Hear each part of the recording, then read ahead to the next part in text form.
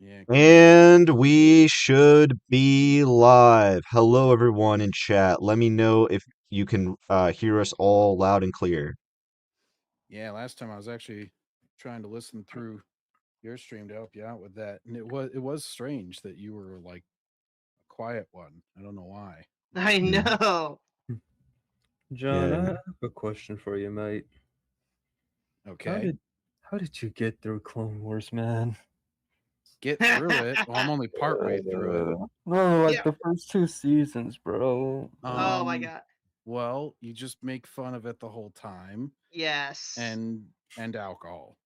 Yes. Well, I don't have alcohol and I can hardly make fun of anything when I'm suffering. You just gotta be a fucking masochist, Angel. Simple as that. Learn to Well, laugh at the cringe. Yes. trust me, I did. I fucking watched Samurai Megaforce. I should be fine. I thought you were about to say Uh, Samurai Jack. I was gonna leave the call. I'm like, how dare you compare that?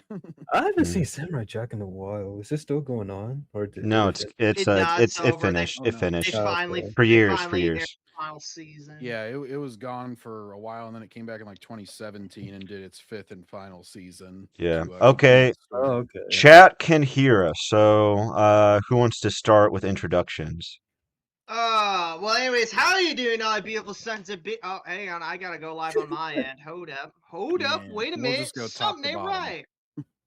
Anyways, how are you doing, all beautiful sons of bitches? It's your boy Max here, and today we got the boys Kino, Angel, and John out here. We are back for some more more burning ants with a magnifying glass. But anyways, but yeah, also Kino's chat. Let me know how the audio mixing is on the background music. But anyways, Kino, what have you been up to? Also, you two guys, Angel, John, Uh, what have you guys been up to? Well, I started to get back into exercising, and aside from suffering with watching Clone Wars, I'm continuing my watch of Geki Ranger, so that's fun. Yeah, There's your solution, Angel. Just watch it while you're working out, so that you can do something to exactly. occupy yourself during the long, boring plots. Exactly. That's Oh it. yeah. Speaking of Phony Filoni Fridays is nearing the end of TCW season 2. TCW season 3 is starting soon, and we got a fucking new series where we're reviewing Ben 10 on the fucking channel. So what are you doing? Go watch that shit. Go watch it right now. Well, And hang on. speaking of how you been reading the comic, Backseater? what I know comic? the Ben 10 comic. I heard that's out. Oh no, I haven't. No, I haven't been reading that. I don't give a shit. I I I haven't read saw the it either. designs and they're Me neither. terrible. Not all of them are terrible, just a Yes, few they of them. are. Yes, they are. Well, Anyway, why don't You can you bring admit him up? them. Why don't you bring him up, Baxter, so that people Oh know what my you're talking god. about? Hang on. Was this where you brought up the bug guy, the stink No. bug Stink design? fly? No, Stink fly? no. Okay, yeah. Let me look him up here. Hold up. I gotta go to the fucking wiki for this shit here. They're so bad. Wow, he's a wiki. Like, Hey, what wizard. were they thinking? Some of them Hold aren't on. that bad, like Diamond Yes, Head. they are. Bronze, Yes, it's they not that bad are. looking. Yes, they are. Well, show him. Angel. Show Hang him. on. I gotta look them up like one by one. Hang on. So, all right, I'm pulling them up on the pages here. Ant is back from his ass. That is correct, Jacob. Here. So let's go into it. So here's forearms right here. God Almighty. He looks like a fucking Rob Liefeld monstrosity. Look at this shit. He looks like he's dressed up as a Viltrumite. Yeah. What the Alright, fuck? now that I see it closely, yeah, I can see it. I hate the veins. Yeah, the veins. You can feel it in his veins. Hang on, where the hell? Here, where's Heat Blast? Here's Heat Blast Ooh. right here. Looks like fucking Cinder from Killer Instinct right here. Not a good look right here. I should not be reminded of other stuff when I see fucking Ben 10. What is this crap?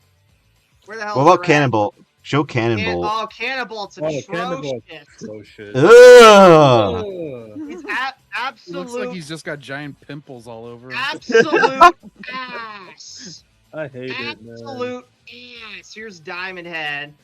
Oh my god. Why is he shirtless? I don't want to that's- see that. That's the only thing I hate about him is that he's Ugh. shirtless. Terrible. Where's Gray Matter? What does he look like? Oh, of course he's a goddamn Cylon from Master of Orion. Oh, here's Overflow from that piece of shit reboot. There he is. Fucking piece of shit taking up someone else's slot. Yeah, Stinkfly looks bad. Look real generic. Looks like a normal Looks ass nothing like insect him. outside my house. Mhm. Upgrades just very boring. He looks like he got fat. You're so boring, and he's fat. Wildvine's just a goddamn travesty. And Accelerates just What doesn't the- even look like him. It's terrible. Yeah. Terrible. My day is ruined. Thanks, Kino, for making me pull that shit up. And we haven't even got to the subject of the video. Well, but what is it? Well, what is the subject of the video? I know we're going to Ant be. is going full gay for the comic industry. So, guys, Oh Lord. Kino and I were reading out the comments of the video for this, and already look at this. Look at this. Gatekeeping the outsider experience. That idea of the other and dealing with being different has always been a thing in comics. That's what I liked about comics. Look at Superman, the X-Men, and Wonder Woman. Yeah, because it's not as if, like, being the other and feeling like the outsider is a universal thing everyone goes through. No, it's just a thing only the gays go through. Right. Well, pull up the description real quick. Gay 'Cause- superheroes are more prominent than ever. From Harley Quinn and Poison Ivy dating to Tim Drake or Superman coming out to Wiccan and Hulkling getting married. LGBTQA comic books seem to be bigger than ever. And not just superheroes. LGBTA graphic novels keep making news. From Nimona becoming a major Academy Award nominated anime film to genderqueer getting banned in almost every state. Everyone's talking about this. But what's the history? How did we get here? Are superheroes woke, or is this the result of decades of talented artists and writers you never heard of doing incredible work? I mean, obviously, the last bit. So my problem with Ant here is that he seems to be conflating criticism of writers taking long-standing characters who have been characterized as straight being turned suddenly gay as being the same as people having a problem with gay characters in general. That's not my perspective, to be clear, because I don't have a problem with original gay characters. But the problem is that if you're going to take a character that has been straight for decades, like Iceman, and then just go, oh yeah, by the way, he's been gay all along, I'm going to reject that because that's a retcon. We all should. Yeah, and people do retroactive thinking. Then they're like, "Oh, this was clearly teasing that," and it's like, no, that was never in that artist's mind that he smiled at Wolverine one time or something. That was not like a lead up to this storyline. That's you retroactively going, "Oh, I'm gonna fit this square peg into a round hole." Like people even do that with Charles and Magneto, where it's like it shows him like with his hand on his shoulder, smiling at him. It's like, you're telling me these two characters are straight? It's like, Yeah. It reminds me of it reminds me of this one Twitter post I saw a while back, where it's like, oh, Poe bit his lip when he was looking at Finn, so he must be gay for him. And all I can say is, how retarded he had to be to say that shit. And I only mention that here because of that description, because one, as I think Kino was kind of detecting, he named a lot of characters that were later retroactively made that way. And for two, the reason that I mentioned like that he's gonna see what he wants to see and he's gonna see all these fake lead ups that didn't really happen is because he's like, oh, it's the result of decades of work by talented artists. It's like, are you gonna attribute like previous decades to leading up to this turn and say that it was always the case or something? Yeah, like if you're going to say that they were gay all along, you need actual evidence to support that claim, which is, in the case of characters like Iceman, is impossible because, one, there was never any creative intent to have him gay from Stan Lee or Jack Kirby, the people who created the character. And what's more is this is a character who you're able to see the internalized thoughts for, and you've seen firsthand that he genuinely loves the women he's been with. He's genuinely attracted towards them. So to say that he's like full on gay, not even bi, just full on gay, is absurd. It's absurd.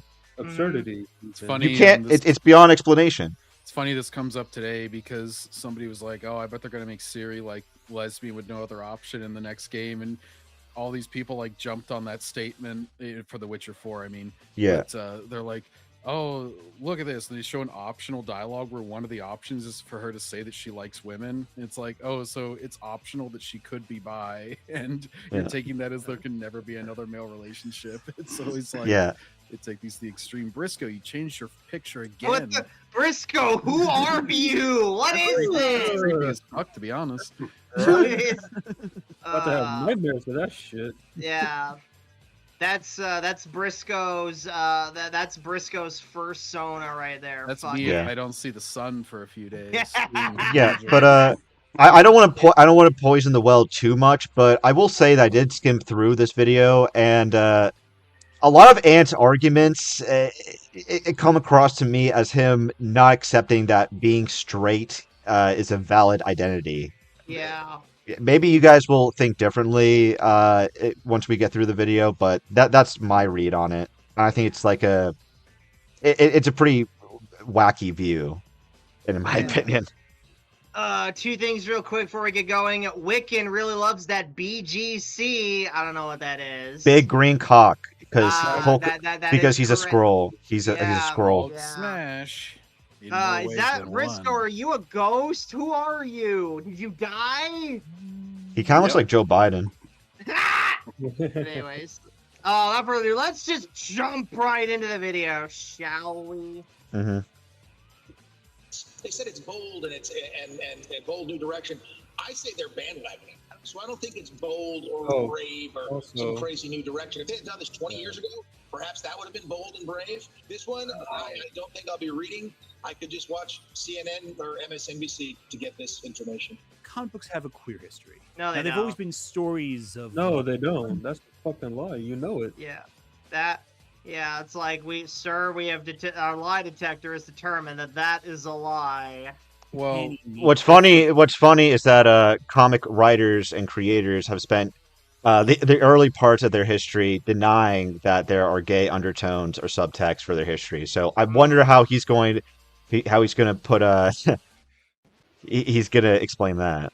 It's a funny statement to make, because it's like, oh, is the presence of gay characters mean that comic books have a gay history? Does that mean like the presence of straight characters just means comic books have a straight history, guys? Well, another thing to keep in mind is that queer is a pretty meaningless term, because it means everything and nothing at the same time. Yeah, it's a constantly evolving term. Because it can either refer to like a gay, someone who's gay, or someone who is just not, or someone who is like straight but is unconventional in how straight they are.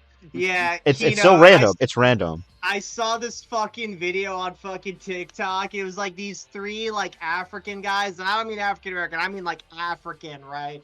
They're on like a podcast together. It's like, guys, if you break it down, LGBTQ, it just means gay. So L is lesbian. That's a gay woman. G is gay. B is bisexual. So that means you're half gay. You either C is for trans. So if you're a trans man and you date another man, that's gay. But if you date a woman, that's also gay. And gay is just a fancy word for saying gay. So the whole thing's gay, bruv. It's all gay. Yeah, it's all gay. Yes. Anyways, that's about. Anyways, lesbian won the fight to be the first letter in LGBT. I always wondered about that. Like, is there ladies first to see? Yeah. Well, that's misogynistic, Kino. So that can't be that. Anyways, keep going. An uncanny nature, tales to astonish. What most people don't realize is that comics, since their inception, have always been a little different.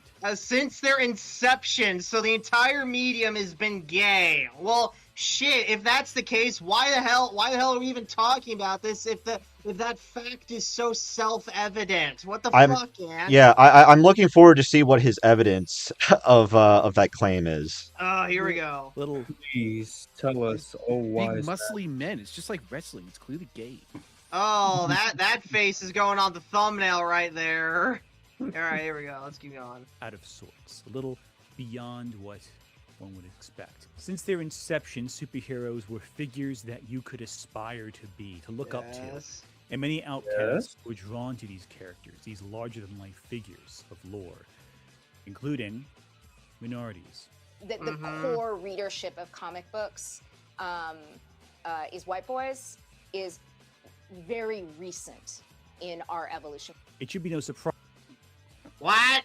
How is this relevant? How is this relevant? I feel like that, even if it is relevant, I feel like that's always been the case just by sheer demographics of the U.S. Well, yeah, especially when you factor in like income and stuff. Who has disposable income to spend on comics and most media? It was like just by acknowledging that other groups are put at a disadvantage. Yes, most of your audience for disposable income hobbies, like the white guys, are going to have the natural more of a percentage, aside from, you know, whenever you get into men and women, the biological differences of what they like to do.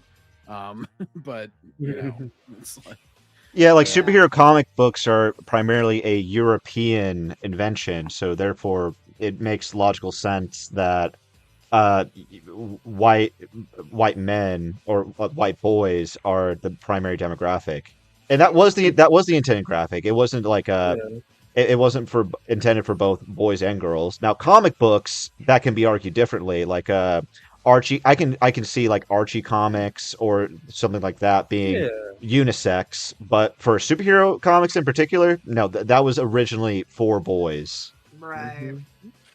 So I don't know what that lady is talking about. Like, she seems like a nut job. Oh, Kino, if you don't know who that is bitch is Kelly Sue DeConnick, who's one of the reasons comic books are so shitty now. Makes sense why Ed would cite her then. Yeah, the trans can't overpower that lesbian rage. Exactly. I could tell she's an insufferable cow. Exactly. As Shadiversity would say. Stupid cow. Is that with their campy outfits and unusual cast of characters. Oh, there we go. So more co-opting right there. They wear colorful, skin-tight outfits, so they must be gay. This is just homophobia, but in a positive context. Yeah, stereotyping. Yeah. Yeah. You know who also wears colorful outfits but aren't gay? The Sentai Rangers and Power Rangers. Like, look, I may jokingly call Cody Rhodes gay just because he has a lisp, but I don't think he's actually homosexual. Like, yeah, see, this is like my why I said at the start of the video why it seems as though Ant doesn't respect the idea of straight people being a valid identity, because he seems to associate color like straight people with being colorless, like just like that seems just like to be a very derogatory view, if you ask me. So I guess Batman is straight and every other colorful hero is gay. Yeah.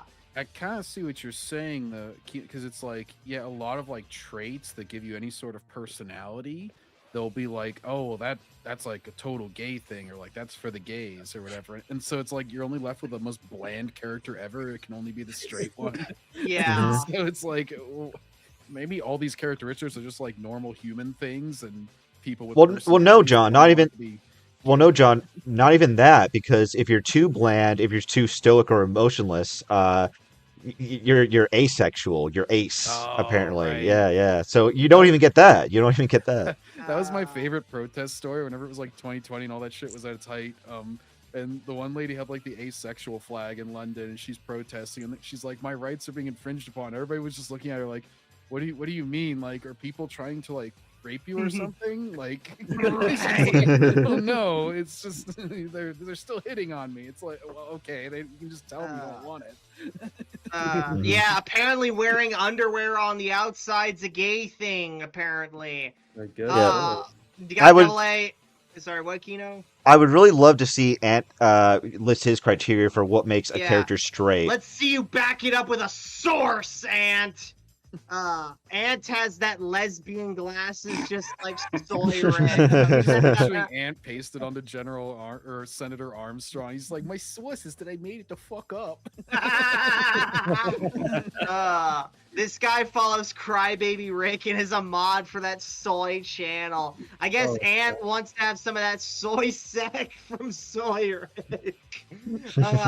Well, no, Ant isn't gay. He's just bisexual, apparently. Like, sure, Ant, whatever you say. Yeah. Are you for real?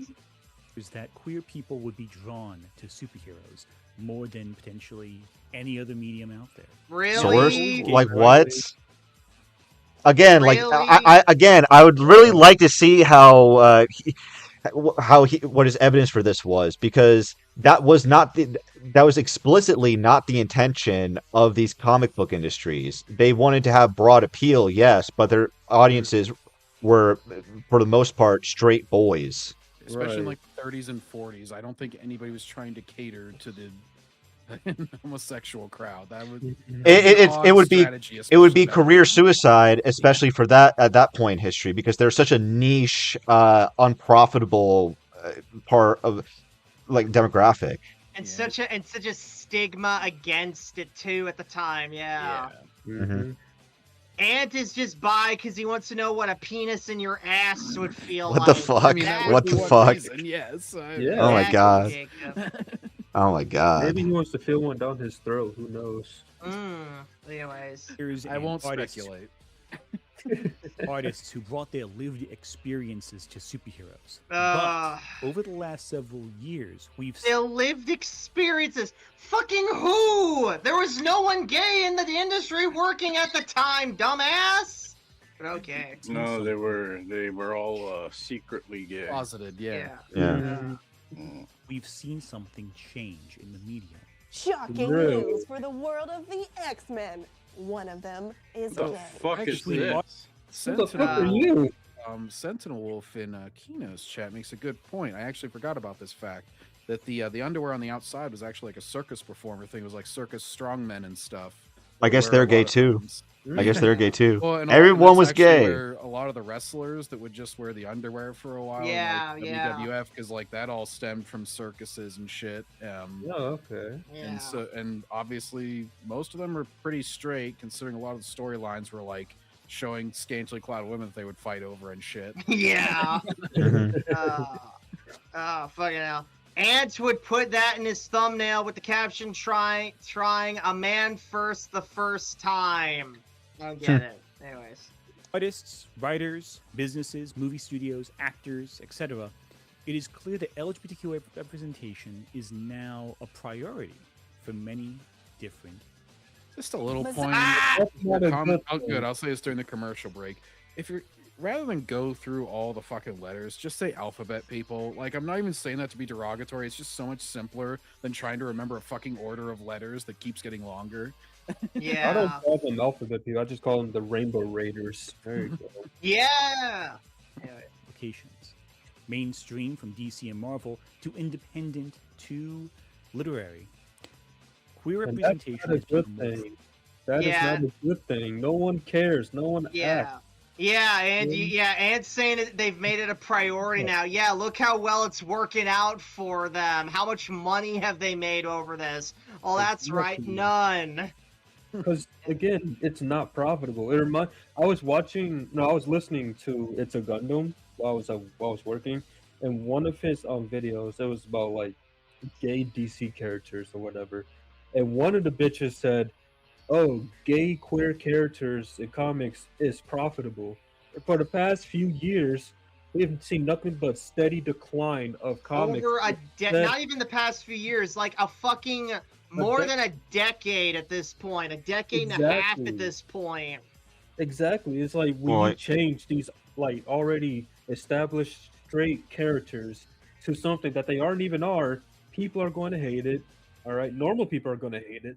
Hell, even the ones you're pandering to might hate it. They're going to stop buying. You're going to go bankrupt. And you're going to be like, oh, well, it's your guys' fault for not liking it. It's not our fault for changing something that shouldn't be changed. It's like, what? It's not our fault. Well, the problem The problem is that theoretically anything could be profitable, but that doesn't really mean that doesn't mean it's good or that you executed it in a profitable way. Exactly. That's often the result. Those stories are often the result of like hiring someone who has nothing else to say, and that's like their whole personality. So it often like is just a byproduct of shitty hiring based on the same bad policies, where you're emphasizing all these immutable characteristics that aren't really interesting.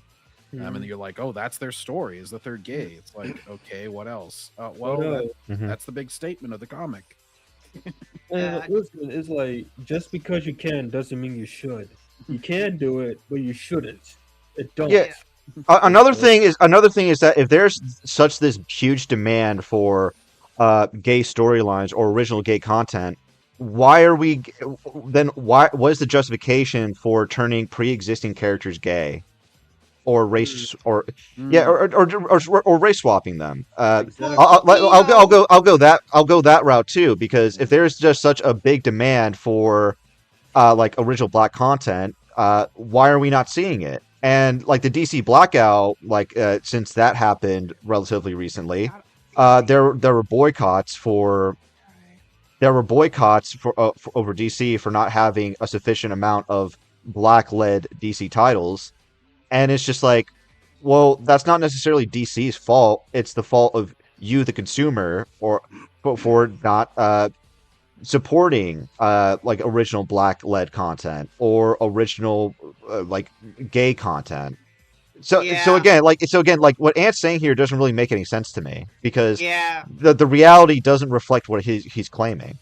Yeah, Kino, I basically asked Grok this question, and basically Grok just told me making new characters is hard, and the businesses are risk averse at making new things, so it's easier to build off of what's already there, more or less. That's basically what Grok said. Hey, you know what? This is why I gave credit to, and people will think I'm like shilling for it or whatever, but I'm like, legitimately, Life is Strange is a bunch of queer shit, a bunch of gay shit. I'm like, you know what though? I don't even hate them, because at least they made an original IP. They didn't try to poison anything I loved. They just made their gay shit, and if it succeeded or failed, that was on them alone. And it's like, all right, if you're gonna do that shit, I would much prefer you do that than try to infect something that's like pre-established and shit. Exactly. All right, here's a super chat I received from Rye Guy 1928 for $5. Ant has gay vision, seeing queerness in even the most mundane things. Yeah. I agree. Yeah, hang on. Like, where the hell is it? Hang on. Oh, hey, did someone say donuts? Billy Donuts in the chat with a bunch of donuts. What's up, buddy? Here's the keychain I always wear around my waist. It's literally probably the most mundane thing in my house. Ant sees gayness in my key right here. It's the key to your. It's the key. He sees it as a key to your heart, backseater. He's gonna unlock it. It's it. The key to the closet. There you go. That's what Ant would say about this, probably. Look, he's even going, "Ooh." Yeah. Ooh. There's a reason they do it with pre-established stuff. It's because they assume that audience will just always stay. Exactly. So it has like, a we'll tap into this new audience, and these guys will always buy it. So now if we make the character gay, the gay people will be more likely, which I know I've given the example a million times, but it's like, they think that people glob on to immutable characteristics. Sure, you get a few shallow people that like their race or whatever is their whole personality, and that's all they're ever going to talk about. But then you get like gingers that like Blade and shit, and it's like, well, okay, like, if you made Blade a ginger, I'd probably be less interested in him. Like, I don't give a shit. Let me catch up on chat. Just call them the Skittles people. That's a good one. If gay DC characters were being profitable, then what happened to that Authority movie that was supposed to be the second movie in Gunn's DCU? That's a good point right there. A good one. What characters were made homosexual that were not already? That is a good question, Icy Bubba. Life is Strange at least had good characters like David. I don't know, Jacob. He's the conservative military dad of the lesbian. And he actually turns out to be a good guy. I actually gave him credit for that. I was like, hey, they made him good in the end. Oh, they didn't like have him just be shit on the whole game. Good job. Yeah. But that first game was also made before TDS kicked in like 2015. Yeah. So subsequent ones went way more political. I know. We're gonna deport you back to where you belong, you damn wetback, or whatever the fuck it was. Oh my god. No, that was the second game. Was Yeah, I know about, that like, was the two second brothers one. that were getting deported and shit. Yeah. They went hard line as soon as that kicked in. Yeah. Yeah. Anyways, Ant would hate that game. How would you hate Life is Strange? Why? No, Probably I think he make David praises it. into a, like, you know, into an abusive father or something. Well, no. He would say David is good representation because he lets like he learns the error of his ways and he allows everyone in the cast to walk all over him. Ant's a fan of them jingly keys. That is correct, as usual. Anyways, let's keep going here, guys. Prevalent in years since the 2000s. Very clearly, every new year, new characters announced to be bi, gay, trans, etc. And this is all part of the continuum of media. The gradual procedure. There's a lot of a gradual procedure, just gradually making characters gay who are never gay.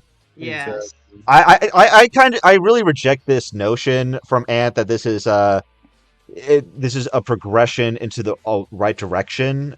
Because what the fuck are you talking about?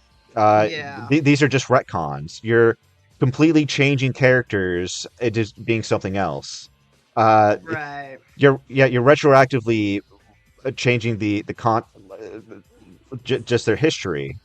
And it's never like natural, and we know it's not natural because they often state that it is their objective. They're like, we decided that it was time for more. I mean, Kevin Feige said it not with gay characters, but I remember he said like, oh, we need to get it to where the Avengers are half women, because like just having Black Widow wasn't enough. And so it's like very often they'll state their goals with these things, and they will say like either, oh, there wasn't enough people for this group of people, and so we needed to make more of them, rather than we're going to tell a story if that naturally happens, whatever. We know it's not natural because they say it's not natural. They say that they are forcing it.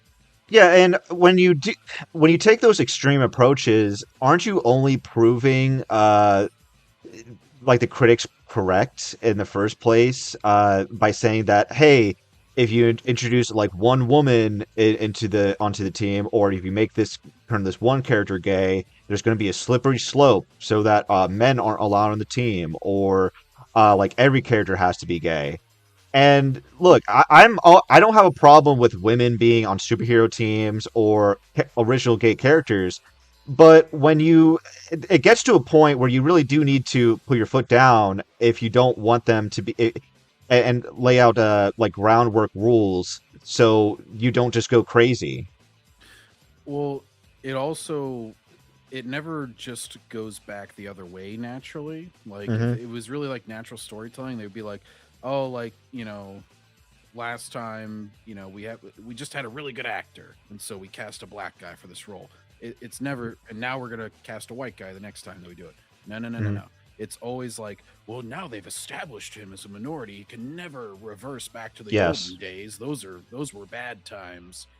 Yes, that's really annoying. You're seeing that with the latest Batman, the Batman Part 2 casting with that one guy from the Eternals and Bullet Train. He's Two-Face. Yeah, he's playing Two-Face because the actor Harvey Dent was played by a black guy. Billy D. Williams. Billy D. Williams was played. They did revert it to a white guy in The Dark Knight, the most like praised Batman film ever. And in fucking Forever, Yeah. And it's like, but that was before the age where it would be seen as like offensive to revert a character. That's the funny thing. Yeah, because white isn't a valid identity apparently to those people. Icy Baba, to answer your question, fucking Iceman, Tim Drake, John Kent, guys, come up with other stray characters. Black Cat. Alan Scott. Harley Quinn. Alan Scott. Living Lightning, everyone forgets him. Fucking Alan Scott, the first Green Lantern. Yeah. Obsidian, his son. Obsidian. I think Obsidian was from the get-go, wasn't he? Oh, he was? Okay. I think he was. Well, America. I don't like America Chavez. I don't really care if she's gay, but she was originally straight. But yeah, she did date the Ultimate Nullifier. That's a more obscure character. Yeah. Wow, they made her. Wow. Well, the funny thing with Ciri from The Witcher is that like her first like lesbian experience is basically like Stockholm syndrome, where she is like basically forced into it as an underage girl by like this evil woman, and then, but of course Alphabet Mafia doesn't care about that. They're like, oh, now she is confirmed lesbian. It's like, you guys know what like forcing yourself means? Like that's not supposed to be celebrated. Yeah, the problem with Ant's point here is that not every creative decision, like from a comic book writer, with the intention of social pandering, works out in the end. One example in particular I remember is in the comic Thunderbolts, where Abe Jenkins, formerly the Beetle, he became Abner Jenkins. That's right. He was originally a white guy, but then to get people off his back, he because he was on the run, he made himself black. So a white guy became a black guy, and that was framed as being socially progressive at the time, because he's like, oh wow, I'm a black man now. Now everyone's treating me differently all of a sudden. Wow. And then but then like that was like so tone deaf and poorly aged that they just turned him back into being white. They can make a hilarious one for that, where like, you know, he bumps into somebody and he's like clearly in the wrong, but then it's like a white like hipster dude, and he's just like, oh my gosh, I'm so sorry, and he like gives him all of his money or something. He's just like, wow, I'm a black guy and they treat me really differently. Everybody's so apologetic to me all the time, and they all get out of my way and treat me like I'm on a pedestal. It's weird. Yeah. I bet you Ant would blame the authority cancellation on the Paramount merger, being like, David Ellison forced James Gunn to cancel this movie. Yeah, probably. Yeah. Brian Tyree Henry, that's his name right there. Yeah. Yeah, but like the problem with Ant's argument here is that he's taking like he's taking a modern day like trends as and assuming that they're going to be the rule going forward, and that's just a classic. It's just a classic argument everyone at the time made, and now they look stupid. It's a progressive argument because they think everything's progressing towards the point where everybody accepts their beliefs and their preferred world. And so they think that's like, you know, this is all, you know, you may delay it a little bit, but it's all going towards this. Yeah. Hitler was progressive, and he was known to never be proven wrong ever, as we all know. Yeah, you could say they're working towards some sort of like a solution that's final. And so it's weird how much they share with Hitler sometimes. Anyways, also I think the rumor of Sebastian Stan playing Victor Zsasz is true. Anyways, let's keep going. That has allowed the world of the comics to look, as Stan Lee once said, like the world outside your window, with all the types of people who live out there. Want you to know. Yeah, of course. They always appropriate this Stan Lee quote here so they can like legitimize their bullshit here. Yeah, well, let him play this clip, and then I want to show you something. This is like the only article I want you to read for this. But like, let him play it first. Marvel has always been and always will be a reflection of the world right outside our window. That world may change and evolve, but the one thing that will never change is the way we tell our stories of heroism. Those stories have room for everyone, regardless of their race, gender, religion, or color of their skin. The only things we don't have room for are hatred, intolerance, and bigotry. Right, so the problem, so Ant is being really deceptive here, like, and it's just the start of his video, and I have a huge problem with it. So, first off, like with the Stan Lee quote, I don't really have any issue with what he said, to be honest. Like, but like he's trying to frame Ant is trying to frame Stan Lee's that quote from Stan Lee as an argument against people against random race swaps or like turning characters suddenly gay when they originally weren't. This is often how they sucker people in too. And I'm talking about like how they probably got Stan Lee to say that. They're like, Stan, there's all these racist and bigoted fans. You should, read this message for them, because he's obviously very old in the clip. And so it's like that's how a lot of people get suckered into this ideology, where it's like, if you don't believe this, then you're sexist. If you don't support every sex swap or whatever, it's like, because I agree with what Stan's saying. Like, yeah, you shouldn't be like a bigoted, hateful fan, sure. Yeah. But like the problem is that Ant and them will interpret that as like, see, these grifters online are always wrong, and Stan was clearly against them. Yeah, and it's the problem. Go ahead. Oh, I don't think he even knew what the conversation was. They were probably just having him give a general supportive message. Yeah, like Ant doesn't know what homophobia is. Homophobia is prejudice, aversion, discrimination, or hostility towards people who are homosexual, obviously. But disliking storytelling decisions in fiction, in this case, retroactively altering the established sexual orientation of long-running characters, that is not homophobia. It's a critique of creative choices, like canon consistency and execution. That's not an attack on gay people. And if you go down, Backseater, there's a quote from Stan Lee that completely refutes Ant. All right.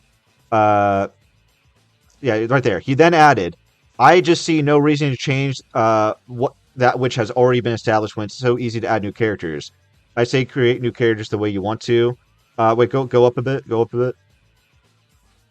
Yeah. Although he felt that the world has a place for gay superheroes, Lee suggested new characters whose traits aren't already defined in popular culture be created to that end. I don't see any reason to change the sexual proclivities of a character once they've already been established. I have no problem with creating new homosexual superheroes. So he made a distinction. Right? Original gay superheroes are fine, but turning established heroes gay, that's where he draws the line.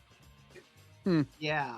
Wow. So that clip, him using that clip of Stan Lee to argue a stance that he didn't have, is really dishonest. It's actually pretty atrocious. How recent is this video? Is it after 2 years? This is 2 years old. Oh yeah, so it's definitely after he died. So he's appropriating and misconstruing the words of a dead man. That's real classy. Not that. Fuck. So that clip, him using that clip, that's me. Yeah, it's me. Anyways, all right, let's keep going here. Let me see. Hey, Stan Lee, what do you think about Iceman being gay? Stan, any words?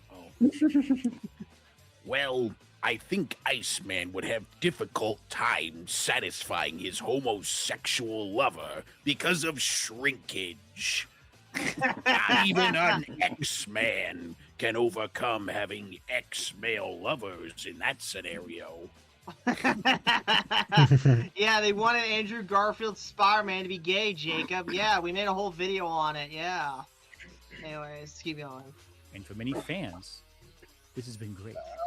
Being able to see yourself on the written page and in these narratives that are larger than life you've loved all your life, seeing yourself represented fairly. I don't want to. Okay, wait. Represented in no damn superhero. Wait. So Ant acknowledges that representation is something important. So you would say, Ant, that a guy, like a straight white guy, feeling represented by a superhero, that is also worth sustaining, and taking that representation away by turning that character gay or black is also a problem. Well, would be a problem because you're taking representation away instead of adding more representation. Correct? Or do you have like a double standard on this? Yeah. I don't think he really cares. I think he's just being blatantly a hypocrite on this. Yeah. I'm so fucking tired of this whole argument. Like, oh, they should be able to see themselves in these characters. Yeah, they only want to see themselves in these characters because they identify with, oh, he's gay, I'm gay. I can see myself in that. Yeah, you're just a horribly shallow fan who doesn't give a shit about the story at that point. Yeah. Like, I can only get into a story if a character looks like me. Like, I don't even want that fan. Yeah, a lot of fucking Miles Morales fans, like, I know he's not gay, but, like, I mean, still an example of something to pull from. A lot of fans can't even name, like, fucking arcs that he's been a part of that weren't a part of the fucking movies or games he's in. Yeah, the fact is, a lot of people don't care about these characters. They like the idea of them. They're not going to read even if they change a character into being gay, they're not going to read their stories. They just like the idea of them being gay. Yeah. It just kind of shows a horribly narcissistic person, I think. If that's really like your first criteria for liking some characters, that you can see yourself in them, it's like that kind of spits in the face of the aspirational aspect. It's like, oh, thank God, I'm already there. I'm already black or whatever. So now I don't have to like do anything. It's like, that's not aspirational. That's just being like a lazy, shallow narcissist. He's like, well, he's just like me because he looks like me. I have people complaining about in my chat complaining about the audio levels. Let me know. So I just put it up all the way. Let me know if you guys have a problem with it still. All right. Anyways, yeah, keep going. Let's keep going here. God damn it, Wicket really was the start of all this. Would you guys agree with that? Wicket. Wait, which one was that? How? What do you mean, Jacob? How was Wicket the start of all this? Anyways, it's a big thing. But any change has reactions. Every change has a controversy. Yeah. It sounded like they're heavily implying that he had feelings for Bernard, but I also noted that this made very little sense if you've read those comics with Bernard. It goes against both characters and kind of everything they've been into. Tim Drake's Robin is gay out of nowhere. It makes absolutely no sense that this guy was straight as a fucking arrow for 30 years, and then all of a sudden he's gay. Outside of the original, Dick Grayson, I would argue that Tim Drake is the most famous character to take on the Robin mantle. He also came out as bisexual recently, and people reacted the way you expect. I'm more willing to believe that Tim Drake is bisexual because in the Return of the Joker film, it's established that he has a wife and children. So I'm more inclined to believe that he's actually bisexual than actually gay.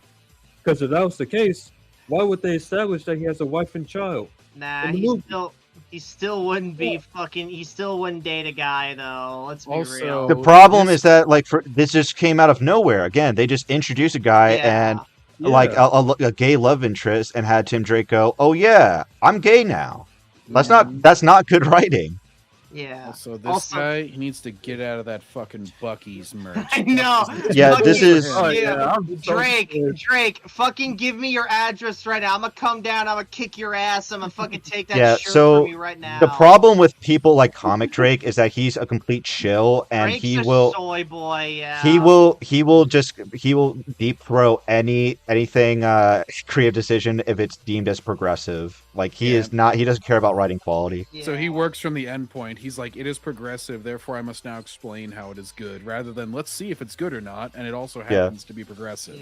Yeah. I also really enjoy like the Ant is claiming that people are being homophobic because they reject gay characters, and he's pointing to people not respecting continuity by making characters gay out of nowhere. Like that's not the same thing. Yeah. Yep.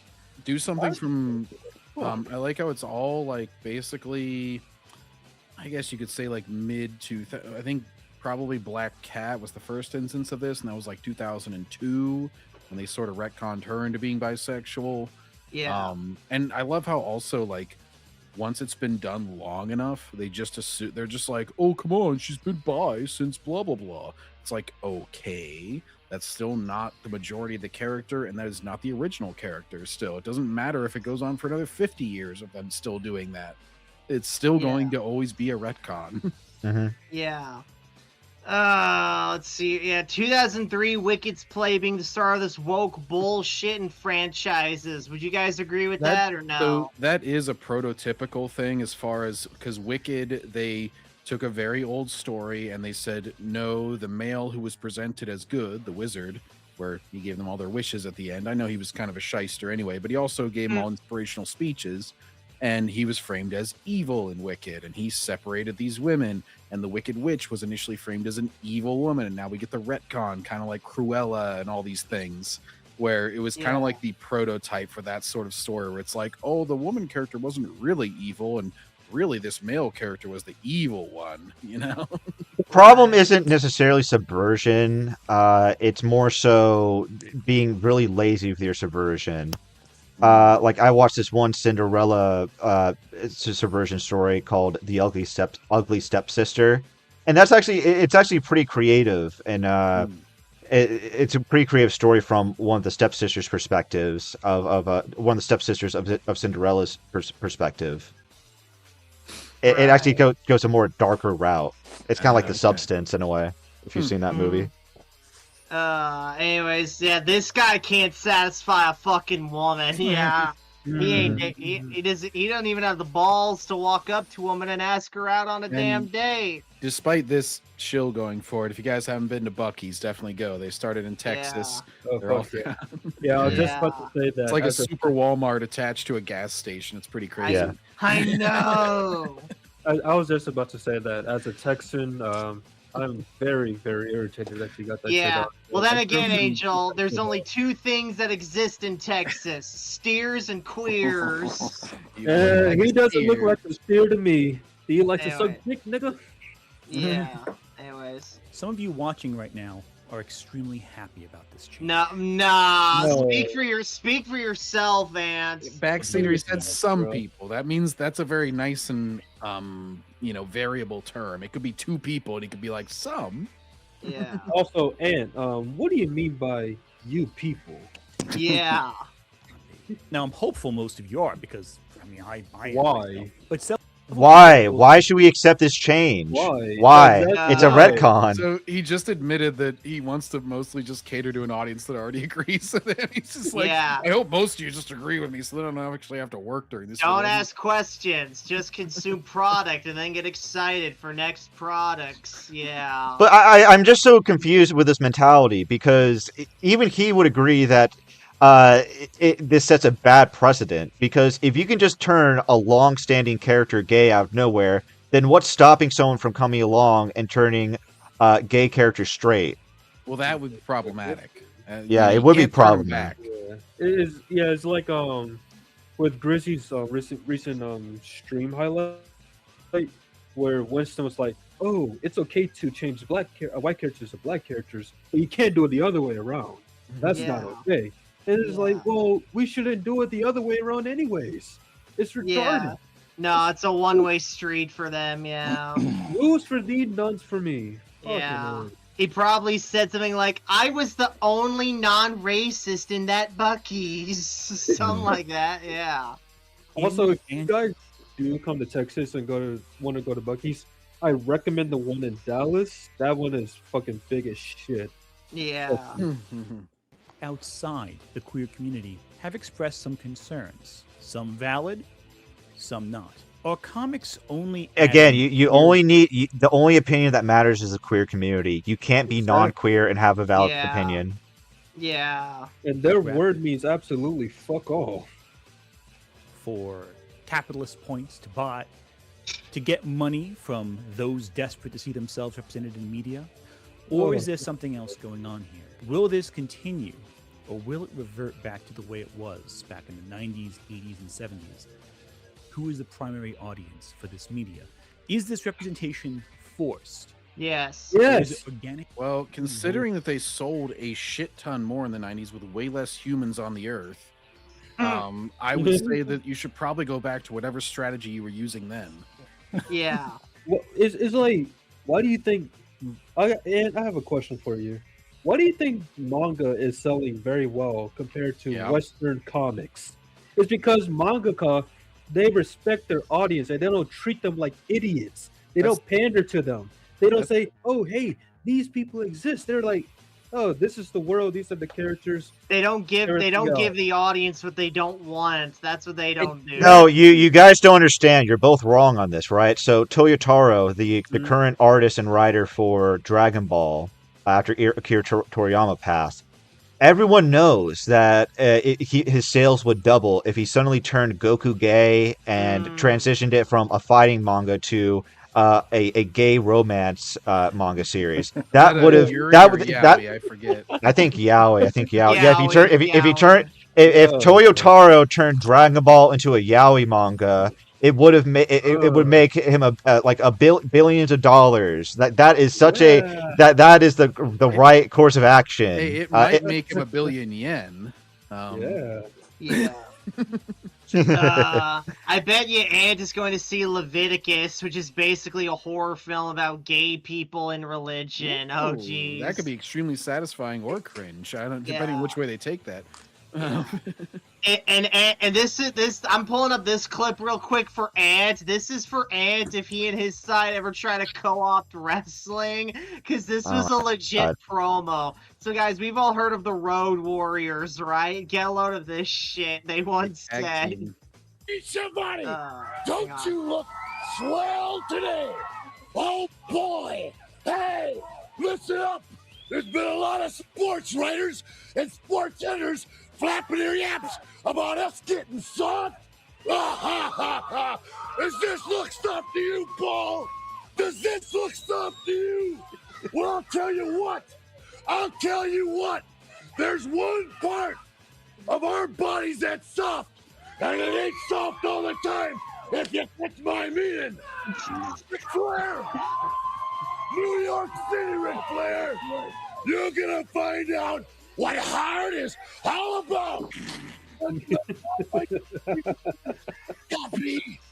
It's gonna be a hard night, all night long, and you can forget about your limousines, your pretty girls, and your diamond rings, because they don't mean diddly do squat when I get done with you.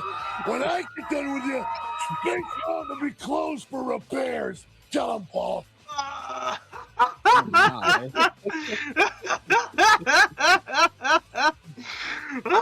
Ain't gonna be soft for long. All right.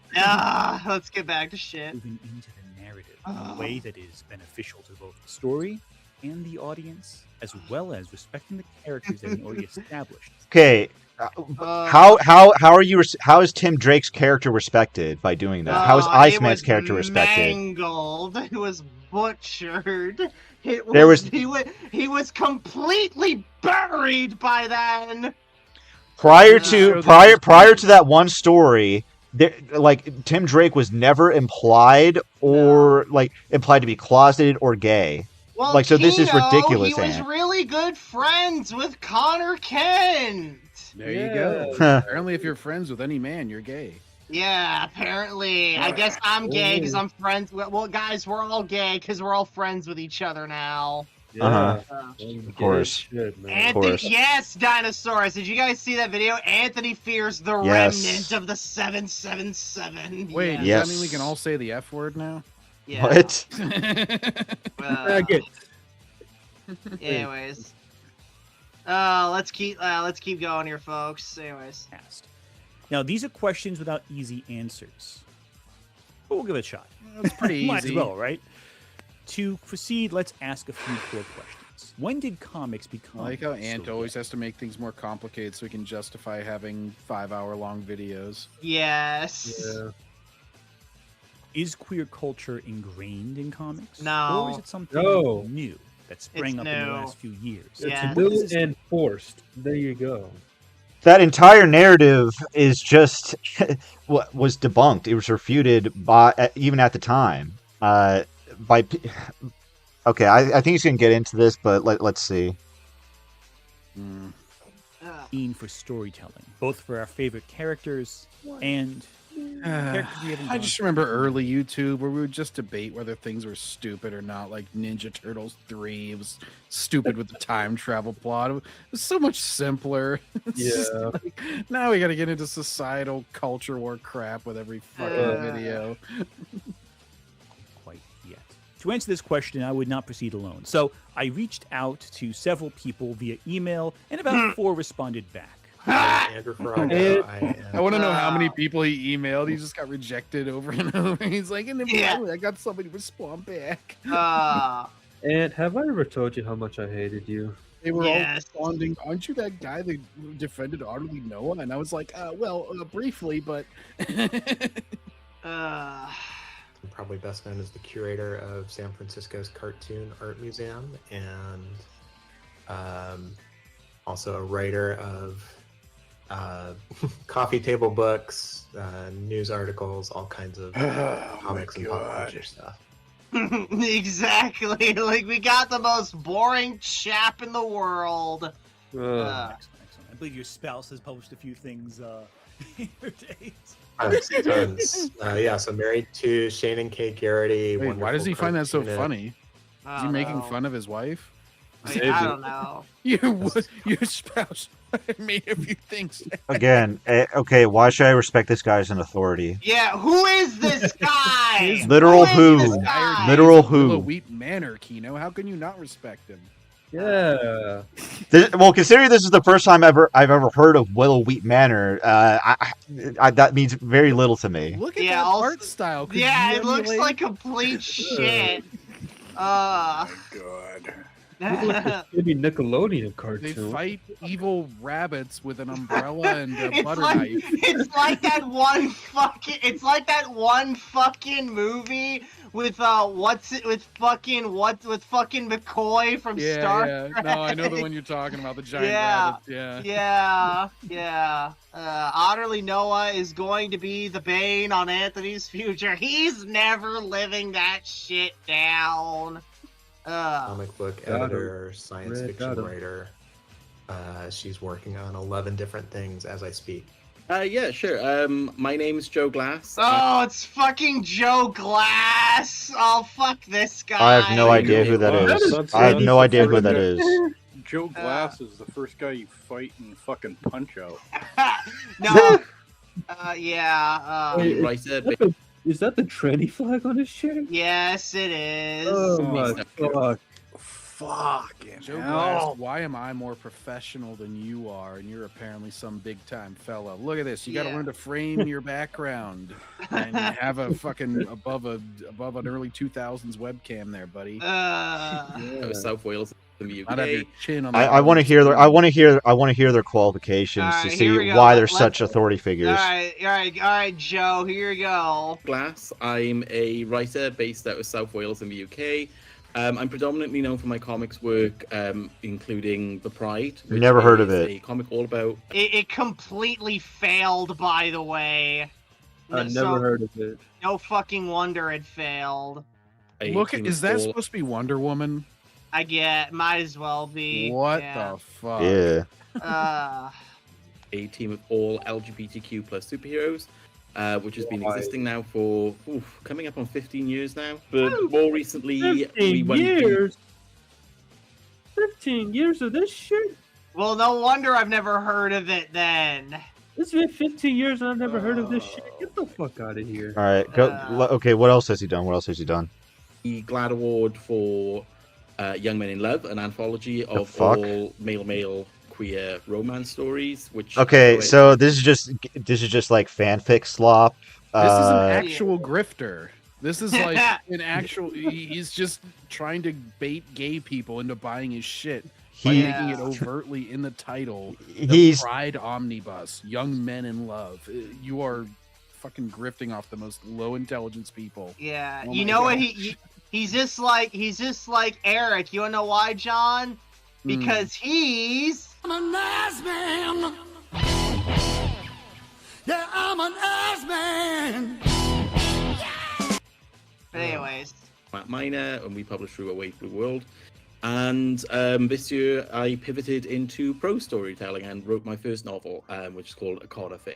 Again, I've heard of none of these. Why is this guy an authority on on comic books? I don't get it. Apologize to the earlier guy's wife because this art style actually looks like it made in Microsoft Paint in like the late 90s, early 2000s. Oh my god. Also, what is this title? A con affair? Someone's gonna have an affair at a con? Yeah, apparently. Looks like a fucking pederast. Also, what the fuck? They're thinking in emojis? Yeah, apparently. Who's Who's it? They got a cat emoji. What the fuck? All right, here's this faggot. So my name is Jack Phoenix. I am a librarian. Oh my god. A librarian! Wait a minute. Wait a minute. Does this guy got the Hitler mustache going on? Oh my. No, he's not. Okay, he's just assembled a gaggle of literal who's and just passing them off as It's the. getting worse with each one. I want to see how low we can go here. Ant's video will show the supremacy of manga. Oh my It god. started off with the husbando of a someone who maybe made something that was somewhat known, at least wasn't like overtly just blatantly catering to a certain group. Then we went down to just like, oh, I'm just like blatantly just like trying to appeal to gay men. That's all I want to sell to. Yeah. And now this guy's just like, I'm just like a librarian, dude.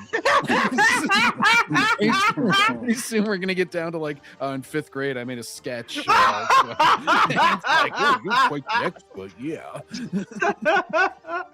Oh, here we go. To be more specific, I am the collection development manager for the Cuyahoga Falls Library. So that means I buy the books, I buy the movies, I buy all the material. Oh, shut the I oversee But those you budgets. buy shit, so you're a shill. That's your qualification. Okay, great.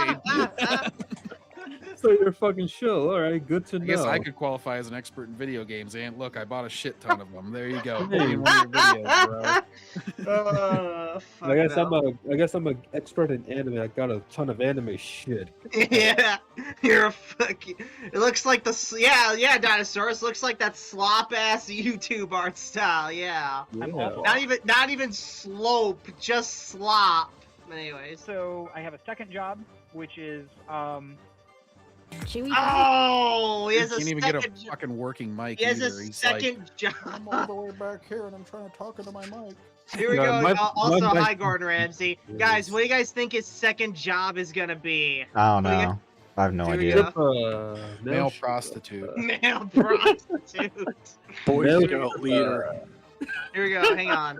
Here we go. I am the graphic novel selector for a library vendor called Brodart.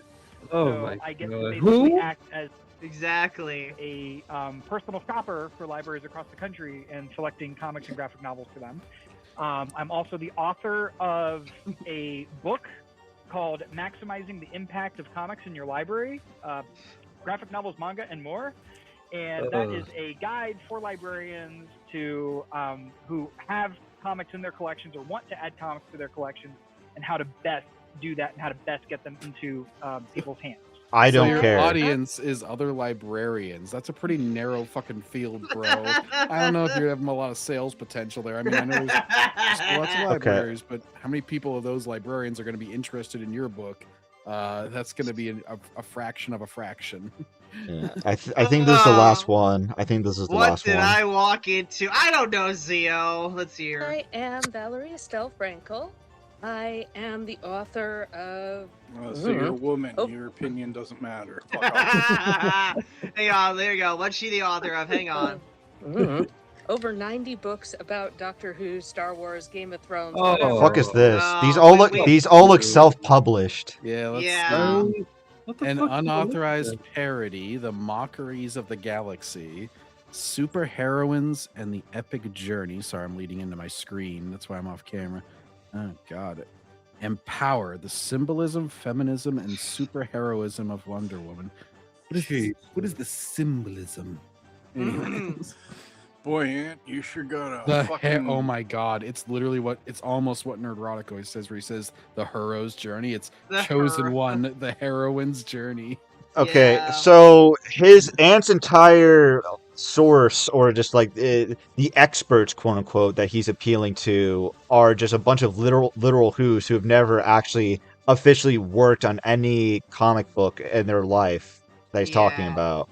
Or And any they're comic worth a damn, rather. It just seems as though they're just a bunch of activists with his same exact opinions, and he's just gonna give them. He's just gonna throw softball questions at them to get so he can get the answers he wants. It's kind of like that guy that Rizzy covers, who he like does the editing for a lot of the reaction channels, and then he has them on for interviews, and it's kind of like a big circle jerk to try to legitimize each other. It's like, oh, like he's been on this show and this show and this show, and all 5 of us just have each other on each other's shows to like try and make ourselves seem qualified to talk about these things. Manga and comics are not the same thing. Only tourists think that comics and manga are the same thing. Yeah. Anyways. Including a view on superheroines in the Epic Journey, and Wonder Woman and Bad Girls, and the Avengers based on Dark Side. I've got 2 on Wonder Woman, 1 on Should have had Captain Ed Marvel. Dennis on because he makes really sexy superheroines Mm-hmm. from the early 2000s that you probably hate, Ant. Yeah. Oh my God. Well, you get the idea. Lots of deep dives into what they get up to, and 1 on She-Ra for that matter.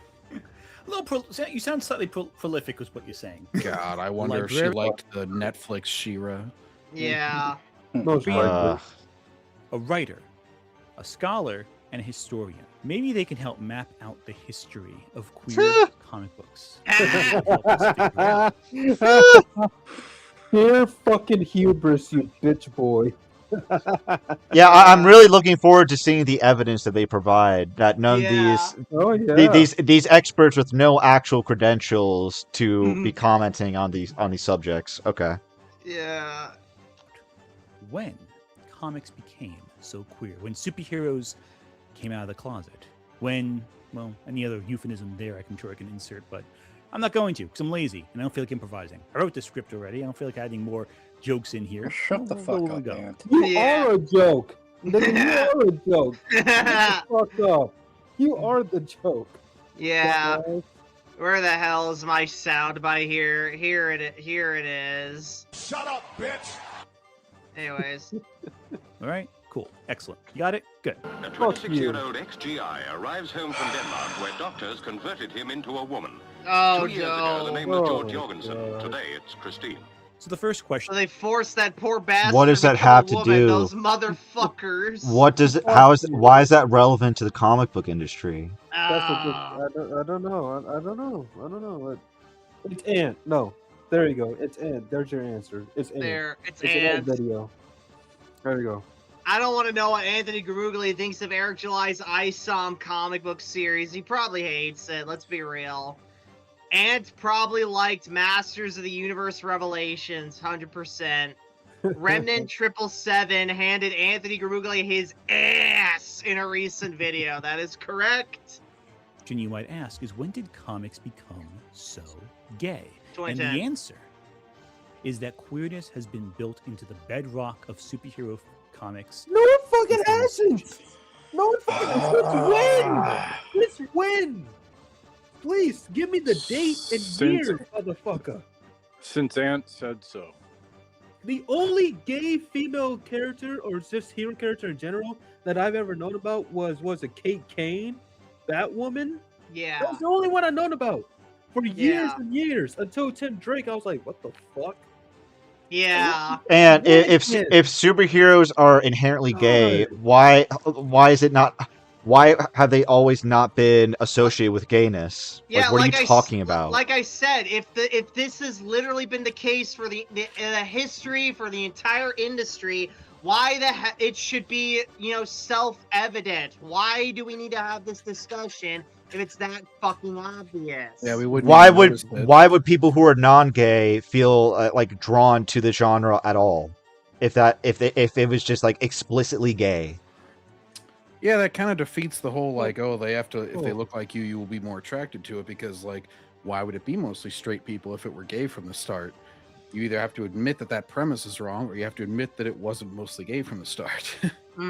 Well, they can't say that they're ever wrong with anything, so get that out of your mind. Yeah. Fuck. I'm not totally sure about the non-superhero comics, but if we say superhero comics, then Batman and Okay, Robin pause this.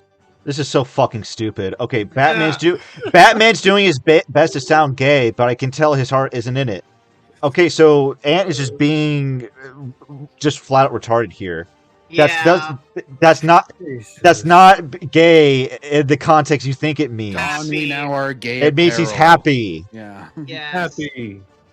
Oh my god. I remember the years when gay used to mean happy. Oh well. For some of the earliest superhero comics, and Wonder Woman and both her Amazons on Paradise Island and her group of sorority girls at her local college were really giving off that vibe, often deliberately.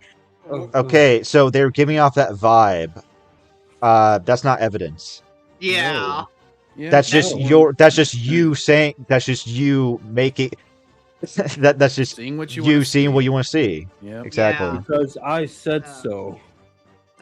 Anthony is also being haunted by Otterly Noah. Exactly, Well, Dinosaurus. he definitely made the wrong move there for way too long to, play it off. But yeah, it's like tying a girl's arms. It's like, well, yeah, because she's on Themyscira. Who else's arms is she going to tie? Like, they're all fucking women and they're training. Like, Yeah. Mm-hmm. Speaking of Batwoman, there isn't an official version of the character that gets along with the Bat family. Is there? I don't know. Remember, Wonder Woman was made by a male feminist. Yeah, that guy was wild. Anyways. Okay, let's get into it. To say nothing of her creator's history. Who's Charles Moulton? Yeah, this guy. That is my pseudonym. William Moulton Marston was crazy. He was crazy. And yeah, feelings over facts. Exactly, Dinosaurus. Come on. quite experimental. He lived with his wife and his girlfriend and their two sets of children. And yeah, I told you he was on wild. He was on to bondage and shit, and then he invented the lie detector too. Yeah. What the fuck? he died. The two women and their children continued living together. Dr. Marston, every issue of Wonder Woman is filled with violence, torture, and sadomasochism. This abnormal behavior in your comic is reckless. Sounds like my girlfriend. He really Yeah. did view Wonder Woman's world as a sort of utopia. Ex-Peter, just wait until Ant sees like late 90s, early 2000s WWE and what Vince McMahon wrote. Where I saw one skit where he's touching a woman's breasts and like making her orgasm. She's supposed to have like magic hands or something. And she's like, Mr. Mac Daddy. Yeah. And he makes fucking Trish Stratus bark like a dog for him because he's having an affair with her with his comatose wife who he makes out with in front of. Yes. Male So- feminist and Mormon? Yeah. So this doesn't. Okay, so what she's saying is that this guy, he wrote his fetish into Wonder Woman, and because of that, that somehow justifies making lesbians inserting their own like fetish into other characters. Yeah, This is I a guess. modern comic. I can tell by this fucking art style. This is not something he wrote. Even it's just like some idiot modern writer misinterpreting shit. You can also tell because the fucking one talking is a big fat fuck. Yeah. Okay, like again, this doesn't even make any sense. Like this is incomparable because you're comparing subtext, like subtextual fetish, to like just outright saying it, just blatantly saying something. Yeah. And you could take this the complete other way. As a dude, I could be like, oh wow, Wonder Woman, she lost her powers whenever her bracers were bound by a man. So he was all about like depowering women and like making them vulnerable and submissive and shit. So, maybe it's a straight male fantasy, which I honestly think was probably closer to the truth. It probably was just his fetishes or whatever. But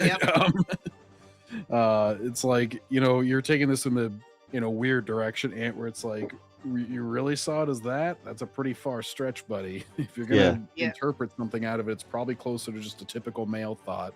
Yeah. Don't Yeah, forget Vince saying the N-word. Yep. Yeah, why does Aunt Gargamel need to add worthless clips on every point that's made? Don't disrespect Gargamel like that. Gargamel, at least Gargamel is entertaining. This is pure torture. Because he's stretching it to, this proves my point, even though it's usually something completely unrelated or just like completely clipped to hell, where it's like, oh, this is part of like a tease that is later maybe proven wrong. You can have a lot of that in movies. Yeah. The problem with this is that I don't have a problem with this as a concept, but knowing Ant and other lesbians, they get mad at straight guys enjoying this. Yeah. Yeah, so they Anthony police it. Vermugli Rat. Yeah. Women in charge. He was very into bondage in real life as well as in the comics. Oh, And yeah. he modeled Wonder Woman after the wife and the girlfriend. At the time, the question was coming up of, if women enter the workforce and get jobs, who's looking after the children? And one of the answers was unconventional lifestyles like the one he was coming up with. And he really viewed his Wonder Woman comics as a model for how to create a society of respect, of feminism, of peace, and bondage. Sounds stupid. Yeah, sounds really retarded. Yeah. Thank God that model was never adopted. Anyways. Lord.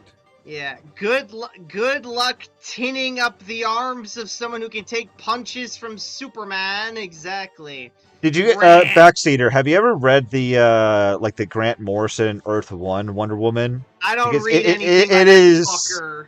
it is pretty wild, because ultimately it's kind of just taking that idea, that concept of Themyscira, and just going full retard with it. Like by the end, she's like the Amazons have taken over the world and are castrating men left and right. It's just like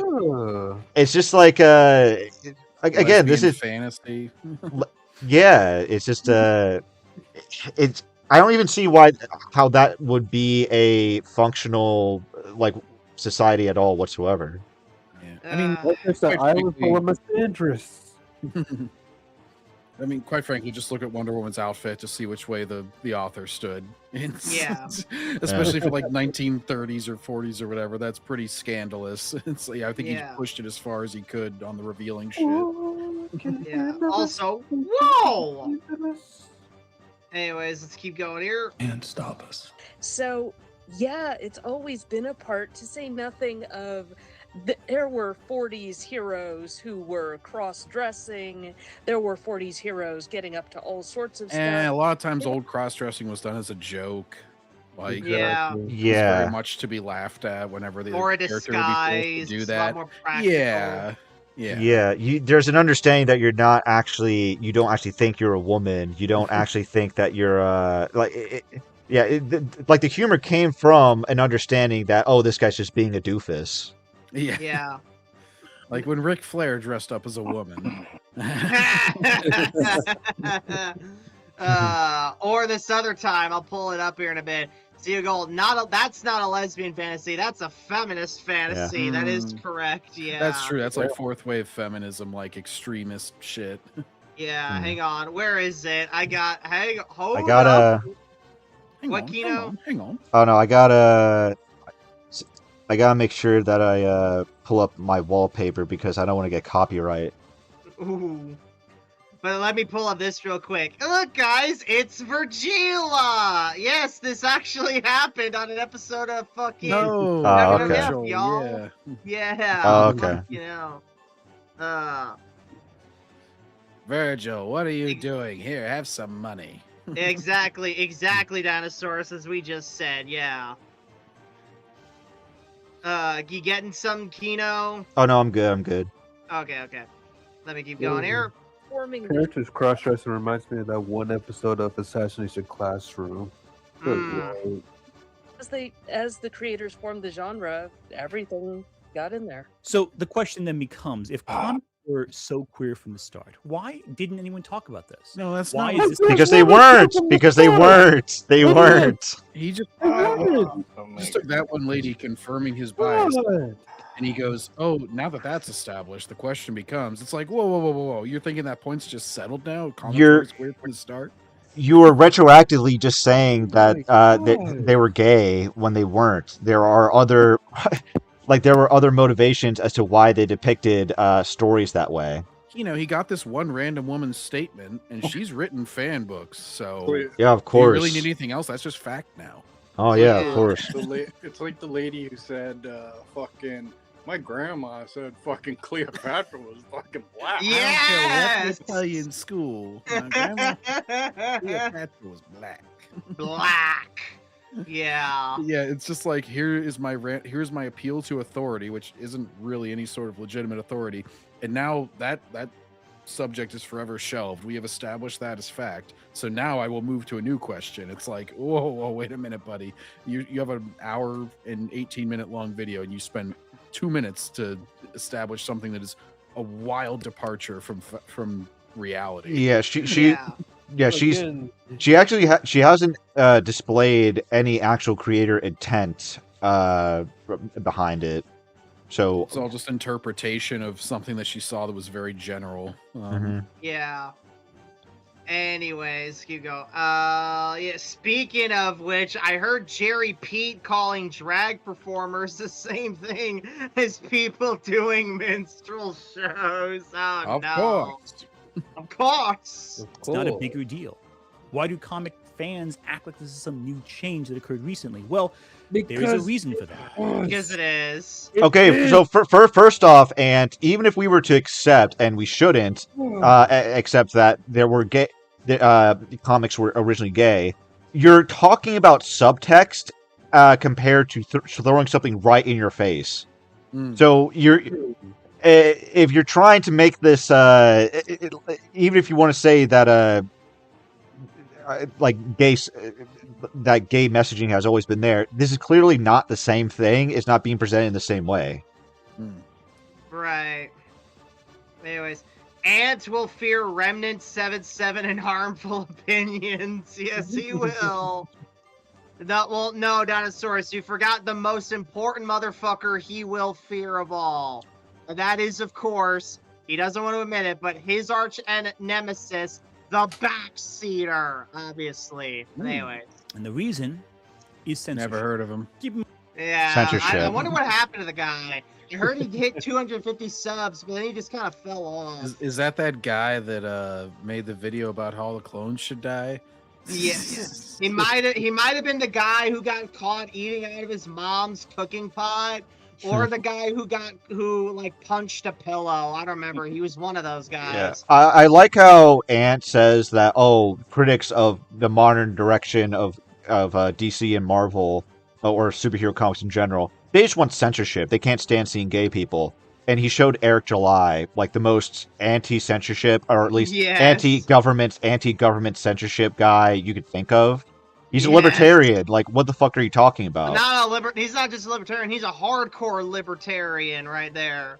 He's so libertarian. He's an anarcho-capitalist. Yeah, so Ant's just misrepresenting the arguments. No one is saying that they want comic books censored. They're saying that they want comic books written consistently and well. Yeah. They don't want it to just be a writer's they've never heard of or they don't even respect, using it as an outlet for their own bullshit. Yeah. On this episode, on the writer's barely disguised fetish. Also, John, what's up with your sunglasses? This is just the first part of my America cosplay that I'm doing for the 4th of July because I'm gonna be down in DC, baby. Hell yeah! I am a real American. Yeah, wait. So hold on. Let me show you something, Backseater. All right. So have you read America Chavez? Yes, it's horrible. Okay, look at it. Pull up this one page. I put it in the general. Oh, I know. I remember this page. Hang on. But yes, Dinosaurus, it was hilarious. That was the point of it. Okay, let me pull it up here real quick. Here it is. Let me zoom in on this shit here. We're here! The Jenny Rose Cafe! The heart Oh, thank God. I didn't want to start processing everything that just happened because what the hell was all that anyway?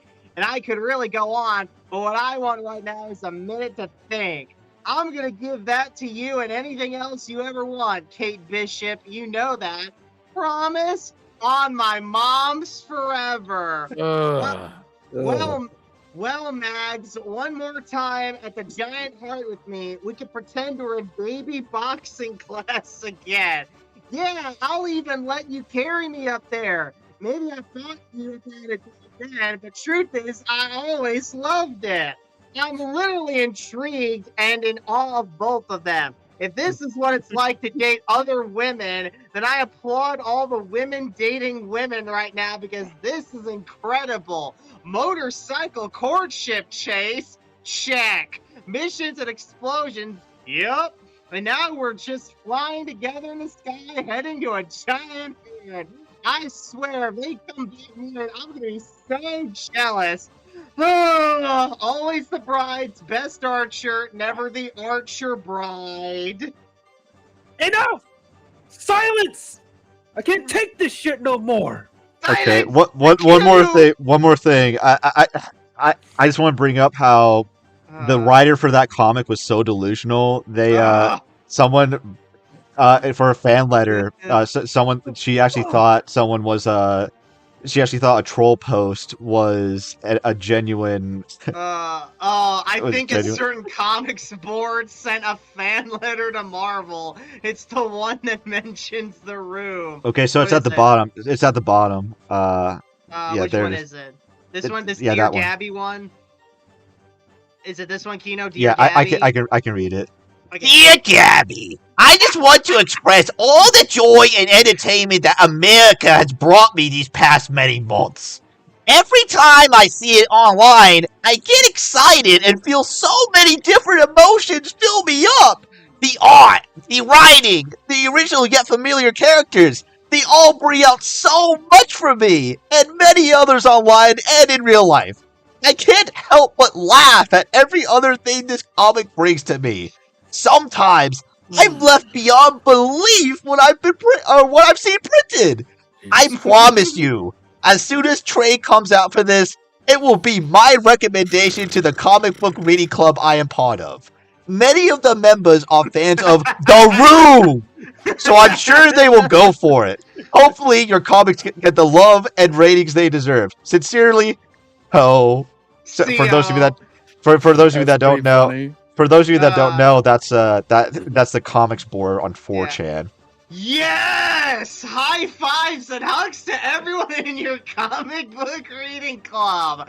Best and biggest hugs for you, of course. Who is this, fucking Bailey? If you're a hugger, it's totally cool to not be. And I totally get the feeling of being swept away by a story, poem, any creative work. It's the best, and I'm so hyped that you experience a joy. Wait.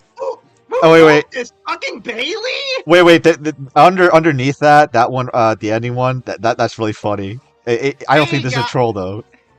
Hey guys, I love America Chavez so much. I've been a huge fan since I first seen the Young Avengers.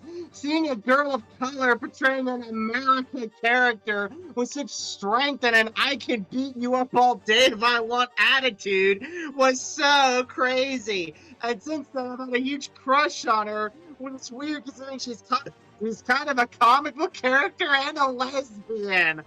Awkward. Now she has her own comic, and I'm wondering how things can get any better. I'm really enjoying the series, the emotions, the characters, everything. The art is fantastic, and the dialogue is amazing too. Literally, this one, if not the best comic stories I've ever read in a while. Thanks for the awesomeness. A huge America Chavez fan, Joshua Williams. Yes, tell America to follow me on Beam Chat. I'll be waiting. Yeah, bullshit. Nigga. Get the hell out of here. Joshua, I love the picture of this entire letter. I can feel bouncing with good feels in every word. Listen first. It's totally weird in the best way and hella perfect to have a crush on a lesbian comic book character. Everyone should try it. I think And I kind of have a crush on Storm and Magdalena, whoever the fuck that is. So there's that. But your letter in this comic and everything we're doing right now is all about America Chavez.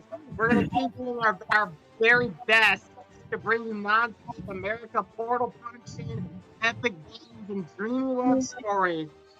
And lots of one-liners. Oh my god. Piece of shit. So yeah, that is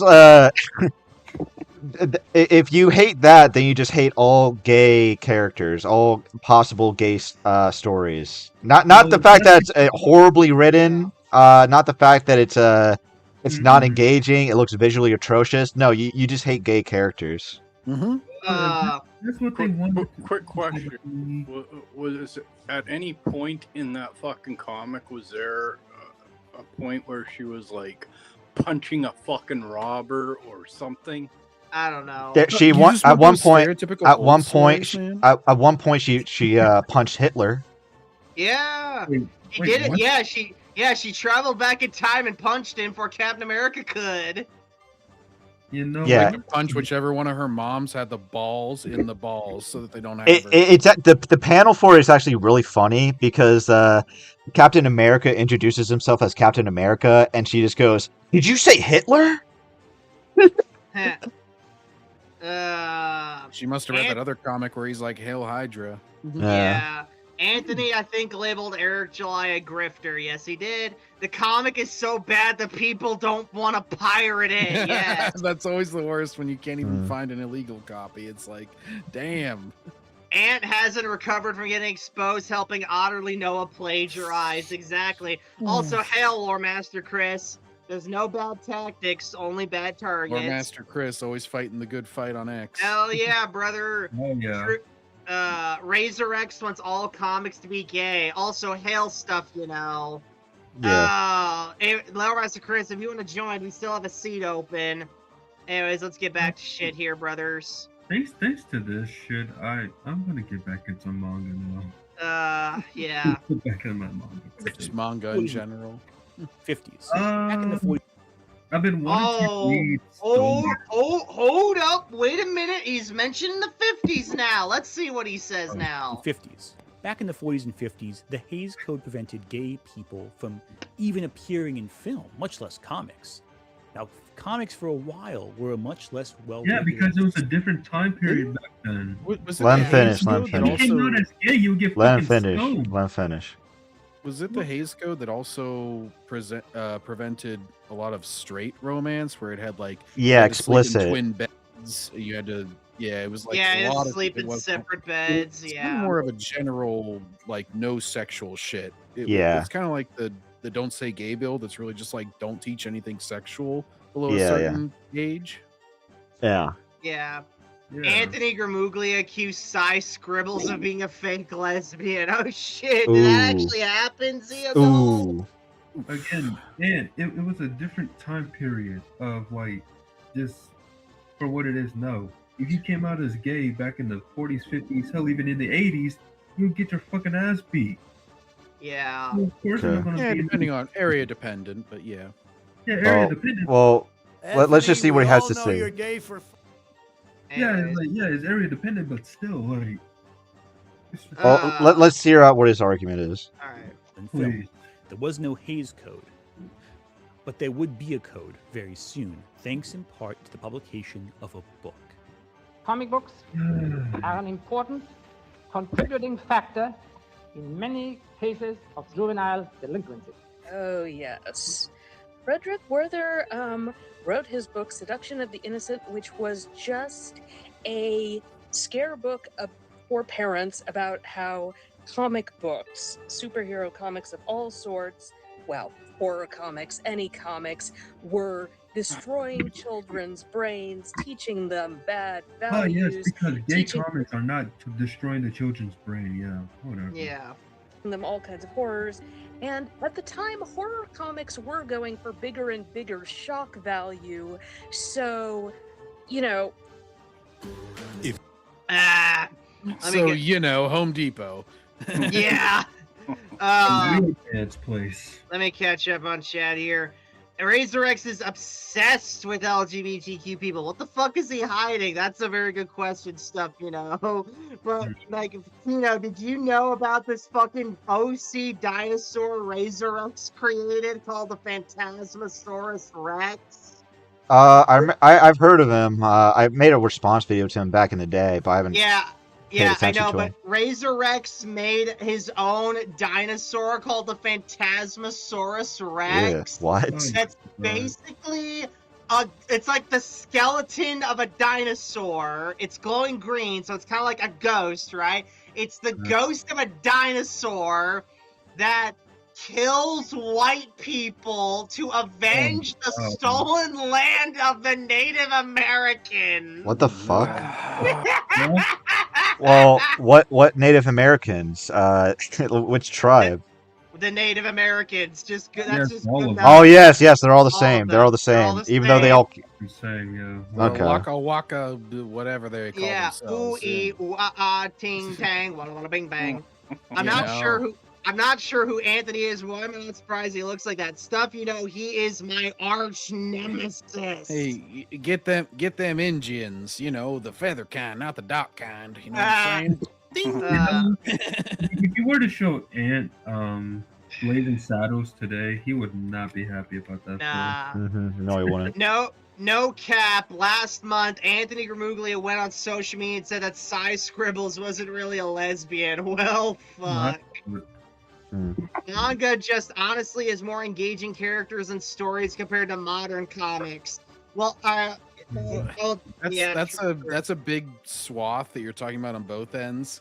'Cause I always hate this whenever people do anime and they just categorize it in one broad category. It's like, well, yeah, there's good anime and bad anime. It's like all Japanese animation can't really be summed up in one thing. Yeah. Also, John, to answer your question about which manga I want to start reading, I was going to get into Soul Eater, but if you have any recommendations for me, I'm glad to listen. Obviously, One Piece. Yeah. EC Comics were based. And why Libs want everything to be political now is beyond me. All right, because that's all they have going for Well, them. let's get back to the rest of the video. This was before ratings, and there were a number of comics that today I think we would describe as not really G-rated and maybe not so appropriate for children. On the other hand, his rant about how Batman and Robin are clearly doing all sorts of things behind closed doors, and Wonder Woman and her sorority sisters So are clearly Batman is doing now all a sorts of things. pedophile, okay. Yeah, okay now. Well, replay that because I didn't hear what she said. Rant about how Batman and Robin are clearly doing all sorts of things behind closed doors, and Wonder Woman and her sorority sisters are clearly doing all sorts of things behind closed doors, were not really backed up by any evidence at all. Oh, so just like you guys for every single gay reading of a character. No, because if there's even one possible way to interpret this as gay, that means it is gay without question. How dare you? And you're bigoted if you question it, damn it. This guy just sounds like just sounds like the non-woke version of Anthony, if I'm being completely honest. He's just he's making up all sorts of bullshit in his head, and he can't actually justify, but it's on the other end of the horseshoe where he wants to censor all of it. He sees everything as gay and he wants to censor it. And Anthony sees everything as gay, so he wants to make everything gay. Yeah. And he didn't seem able to handle the concept of a woman with female friends and so forth. What? So this campaign actually succeeded. There were lots of comic book burnings. There were lots of parents, throwing the stuff out and forbidding their kids to go anywhere near it. Among Wortham's several claims was that comic books were turning children gay. Key culprits, Batman and Robin, and Wonder Woman. Those were Wortham's targets very early on. And his arguments may seem silly today, but for the time, to a public unfamiliar with these characters outside of seeing their kids reading them, the arguments were convincing. It should be noted, of course, that Wortham made up almost everything that he said. So do you. Okay, like, and this is why I don't understand. This is why I don't understand. I understand. Okay, I do understand that you're against this guy because he's homophobic, but he used the same reasoning that you do when giving like putting a gay read on characters. You come up with like very flimsy evidence to say that someone's gay, and to call them gay.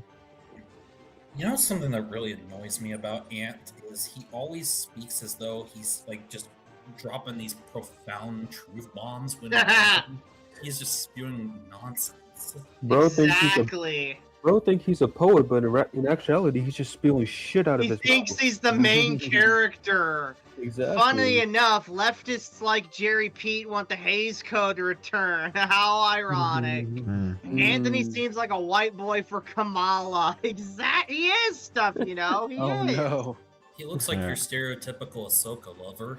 Yeah. Ooh.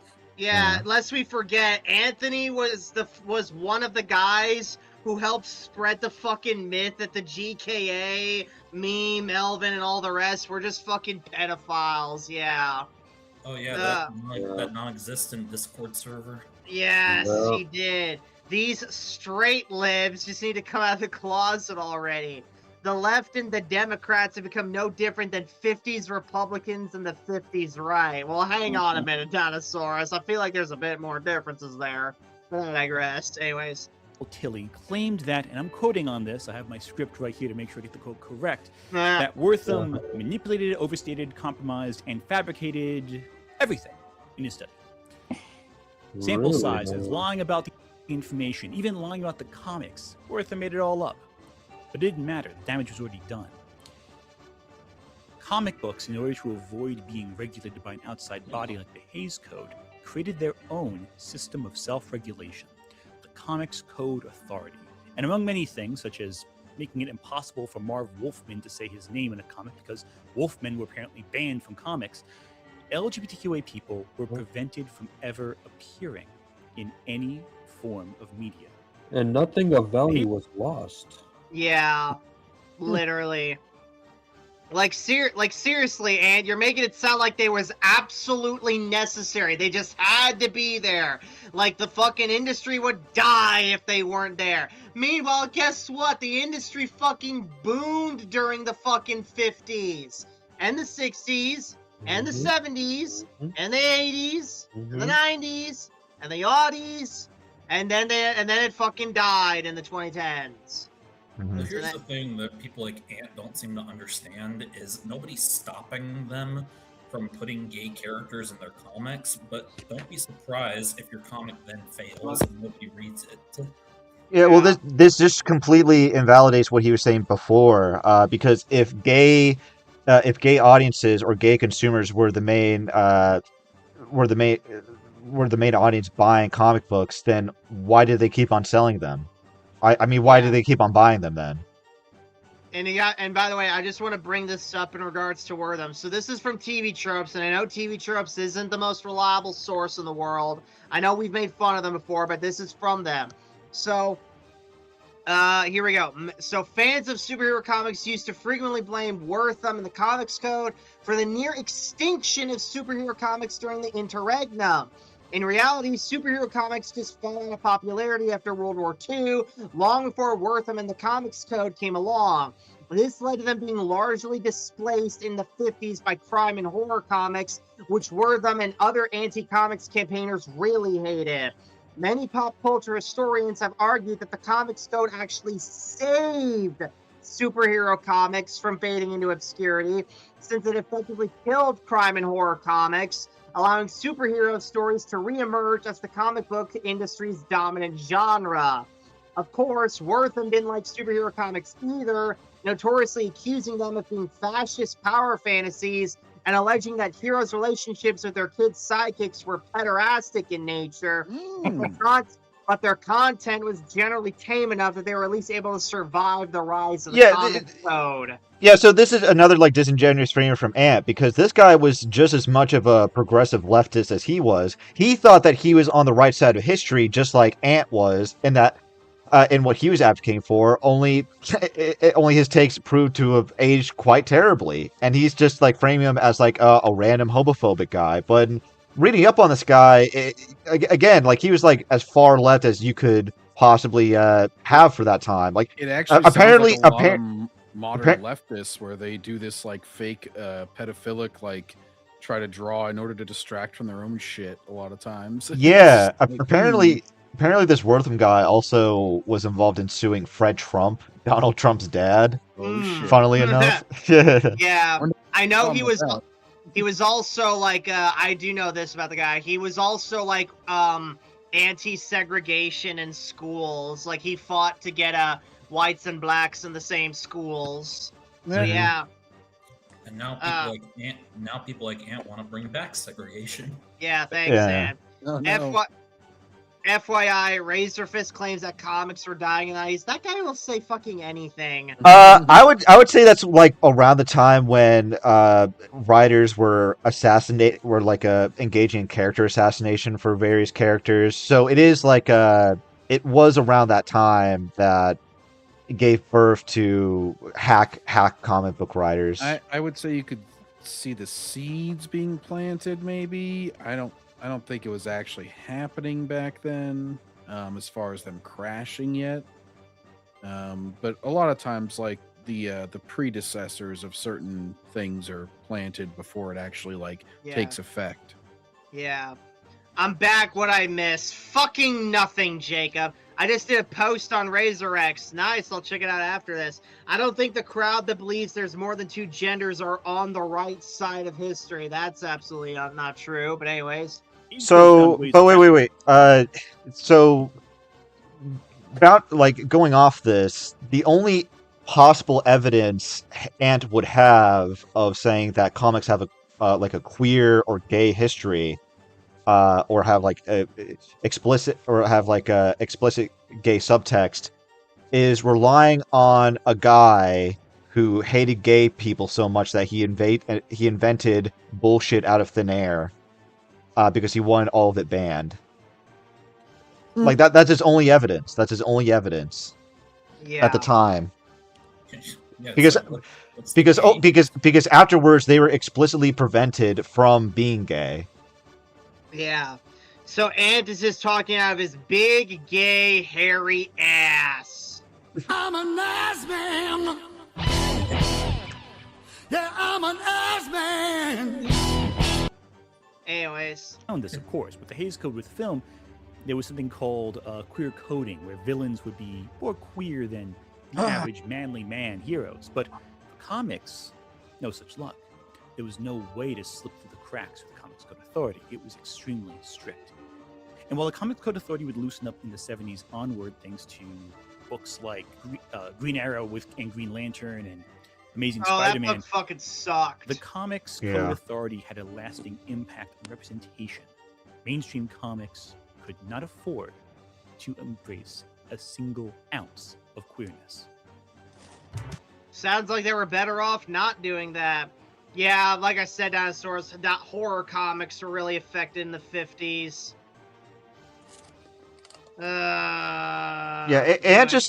Ant just doesn't seem like he enjoys comic books to me. Because all he gives a fuck about are it's just like this vague queerness. Just this vague queerness. He doesn't care about any of the stories, unless he could find a way to give a political spin to it. Yeah.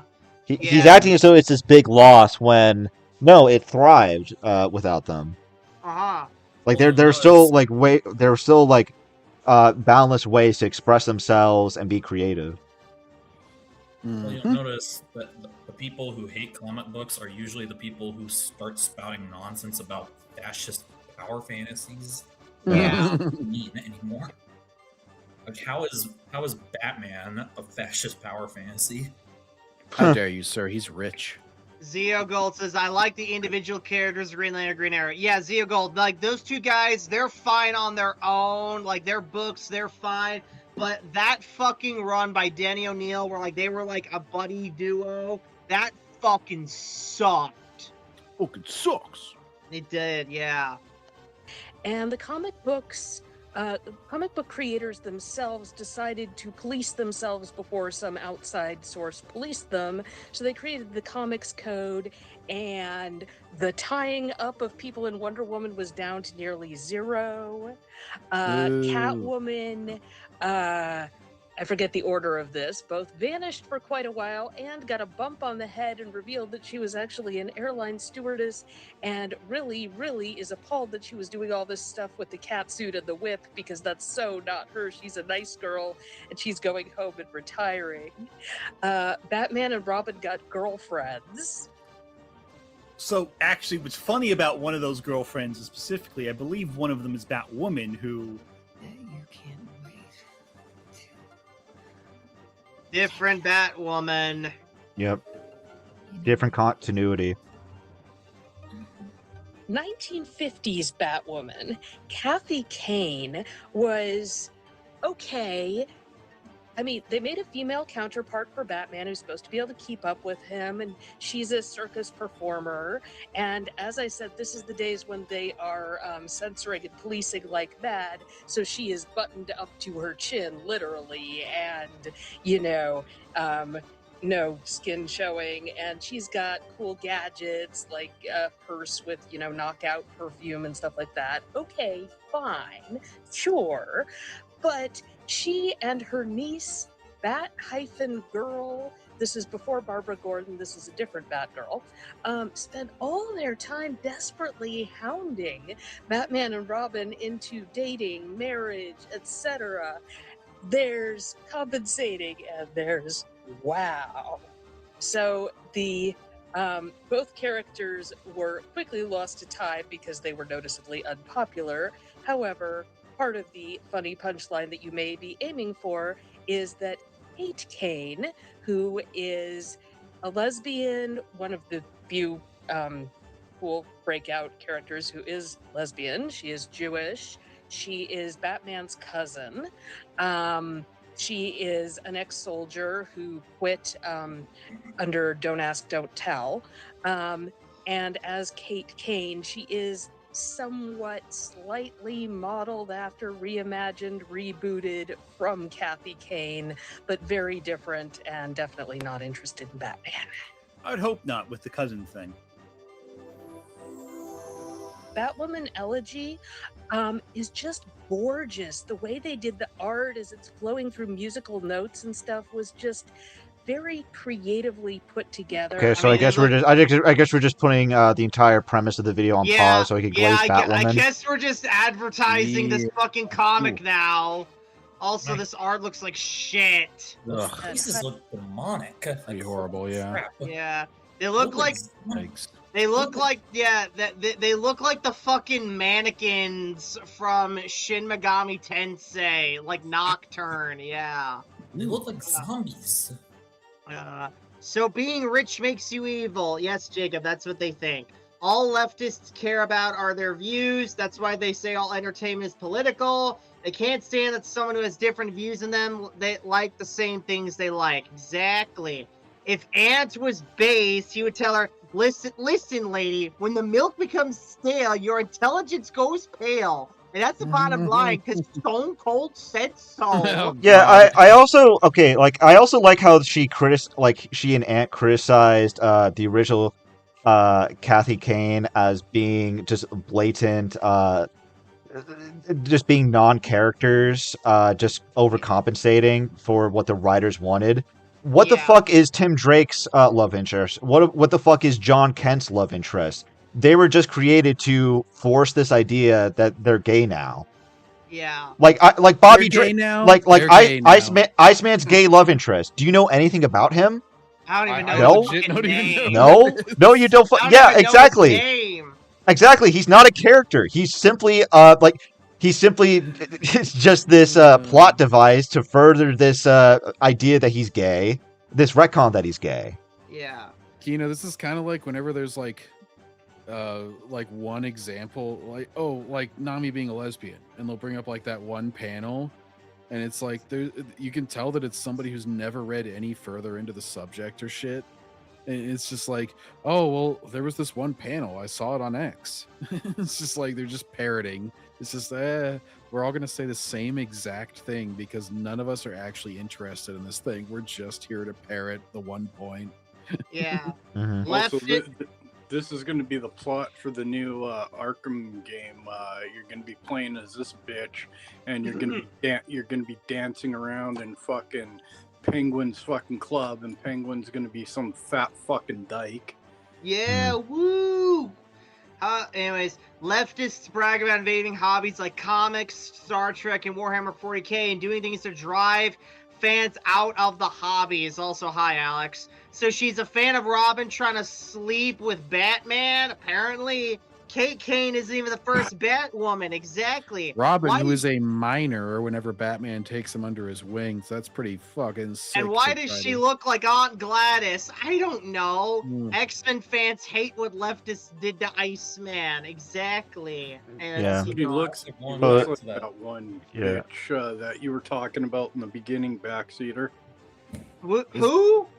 That Kelly Sue fucking Kelly Sue Nakai. Oh my god, it does. So Yeah. did these two scissor to make the Joker? Because in that last image on the right, the one has the Joker smile. Yeah. And the other one has the red hair. Yeah. I know Joker has green hair, but whatever. It's a fucking clown. All right, but let's get back to it.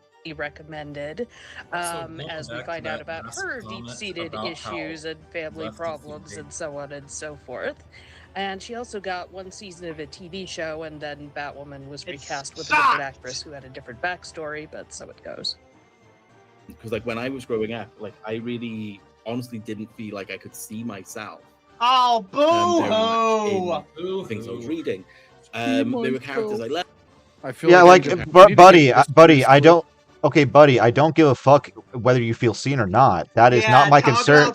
That is not my concern. That is not my concern with a story. Wait, it's whether or not it is A entertaining. middle-aged man with a mustache is going to appear in this comic because that's the way he would see himself with glasses as well.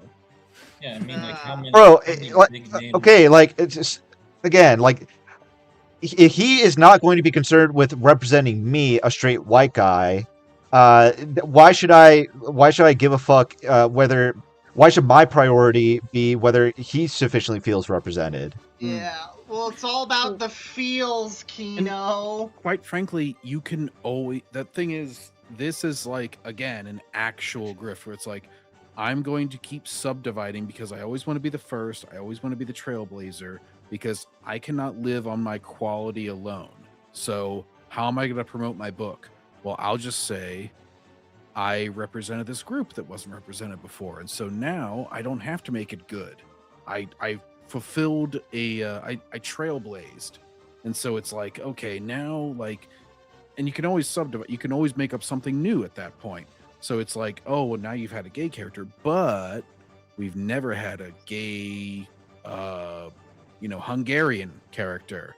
And so it's really important to see the first of those. We've never had a gay left-handed knitter of wool socks for people with size 11 feet who live above the 50th parallel in a comic book. Yep. Yeah. You always want to be the first of something. So you're just going to keep making up new shit, moving goalposts so that you can seem like the brave soul.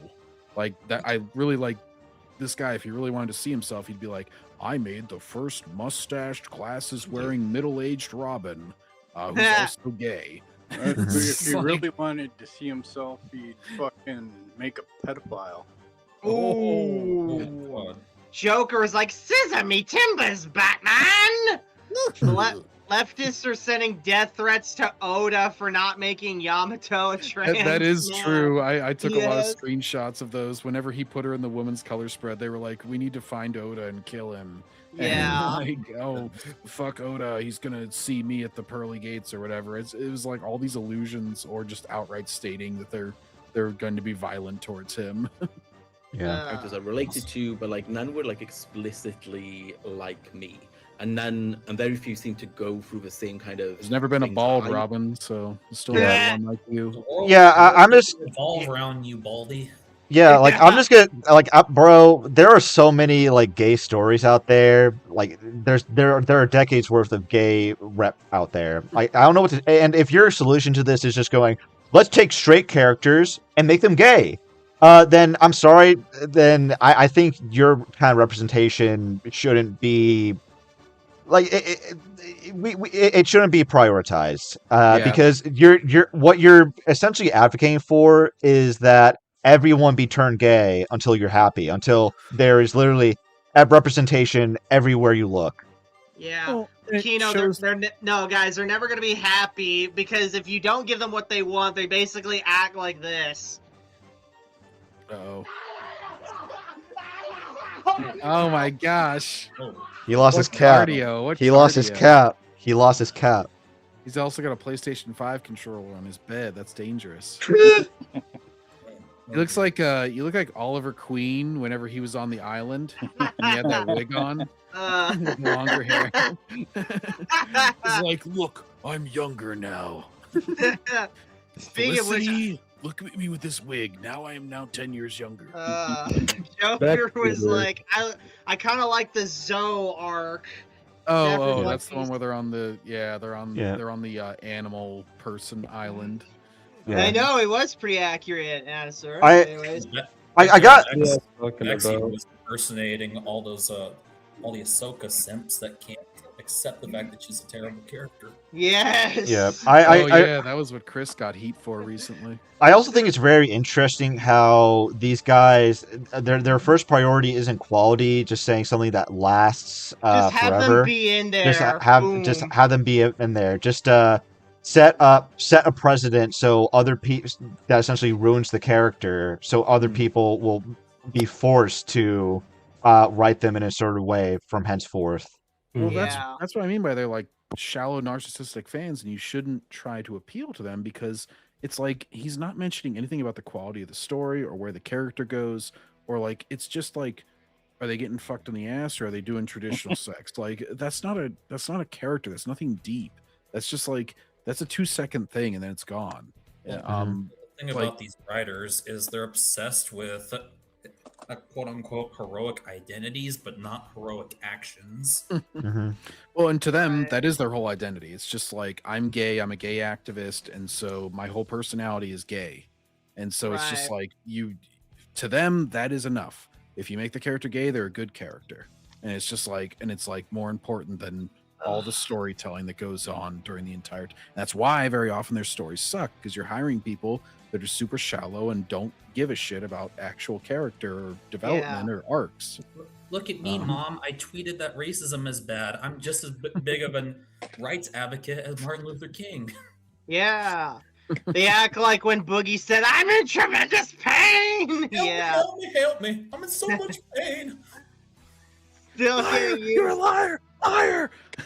I'm still getting used to scrutiny.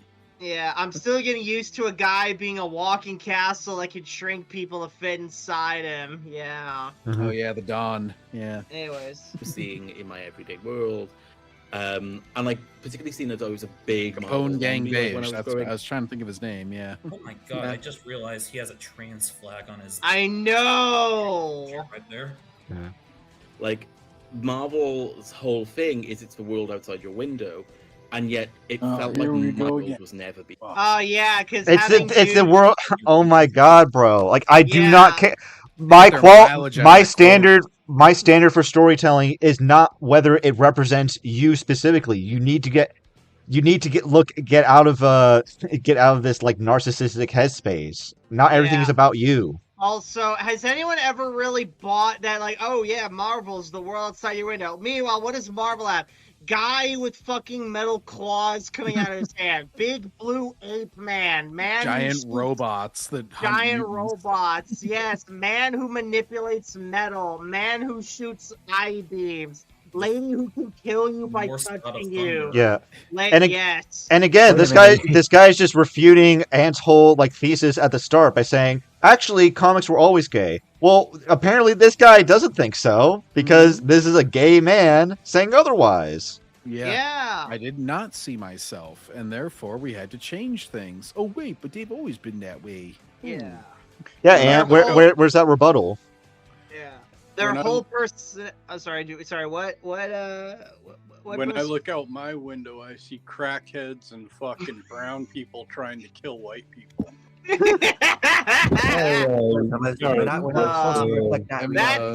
That's got nothing on Backseatville, y'all. Yo, homeboy, welcome to the hood, brother.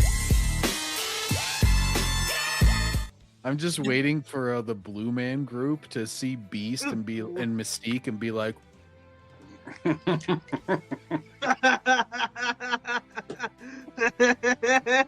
like all excited, but they can't verbalize it. Yeah. They're like, oh, it's just like me, bro, for real, for real. Their whole personality is saying, I'm gonna come when they're with the same sex. Yeah. Okay. Do you think? Wait, Baxter, show this. What I just share with you in general. Do you think Ant or any of these comic book historians, or self-proclaimed comic book historians, would accept this as evidence? Leave Cyclops alone, Fred. Jumbo's blood was contaminated, and I'd like to take this empty inhaler we found on him to nose. Nice work, and if it saves you some time, I could tell you the inhaler probably contained a steroid called hypercortisone D. Keep you in touch, yeah? Hey, and I heard you came out gay. Well done, Henry. He's not gay. Ooh. So do you think that'll be accepted as evidence, or no? Like, it's Scott who answered for him. Well, that time it meant happy.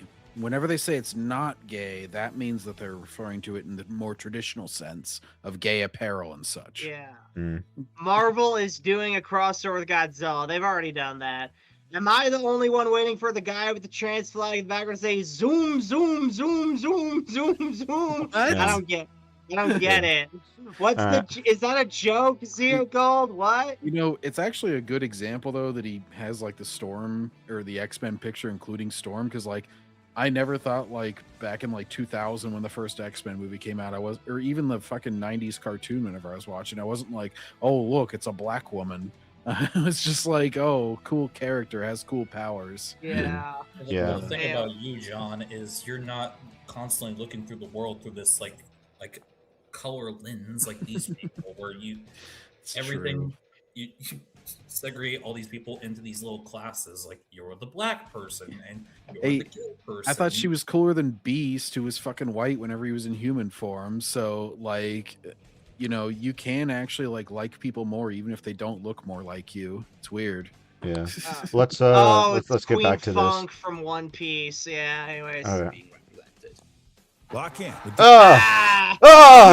We try to get back and we get a fucking ad. And another ad. I would rather watch the World Cup than watch this. And I would rather watch ads than watch this. We still have an hour left.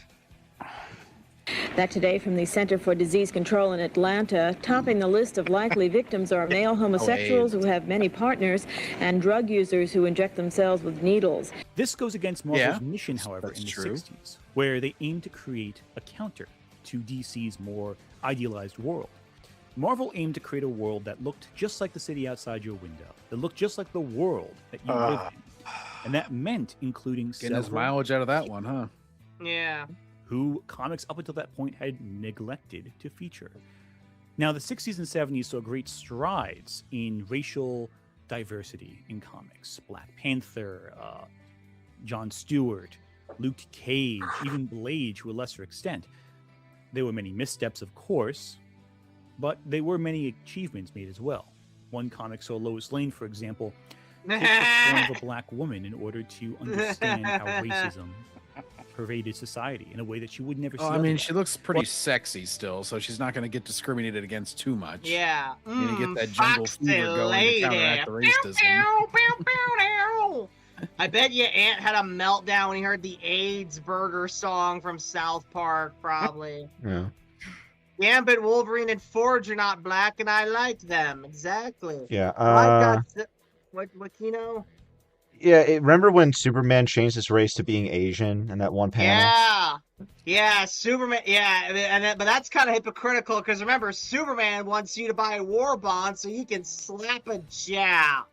Yeah. I'm just remembering whenever fucking Yu-Gi-Oh! Abridged the one professor from GX, he's like, "Hello, I'm very Asian."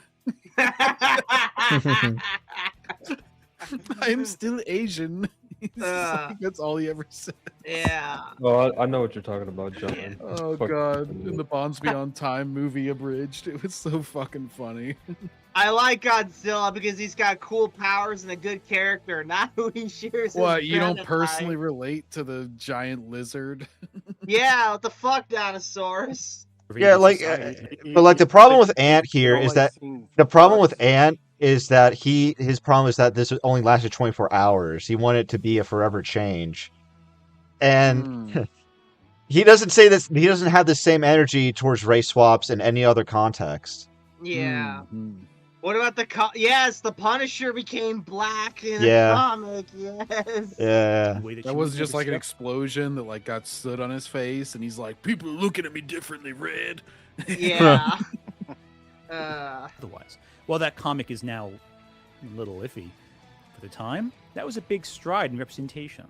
You're a big It wasn't stride. the end, and it wasn't the start, but it was a good stride forward. But while Okay. Well, and doesn't that kind of disprove the idea of the only path forward for progressivism is a straight line, a straight arrow?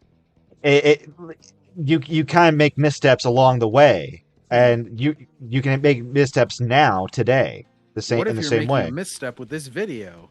And Just because you can make fictional characters gay when they like who were originally straight gay, that's not exactly the right direction.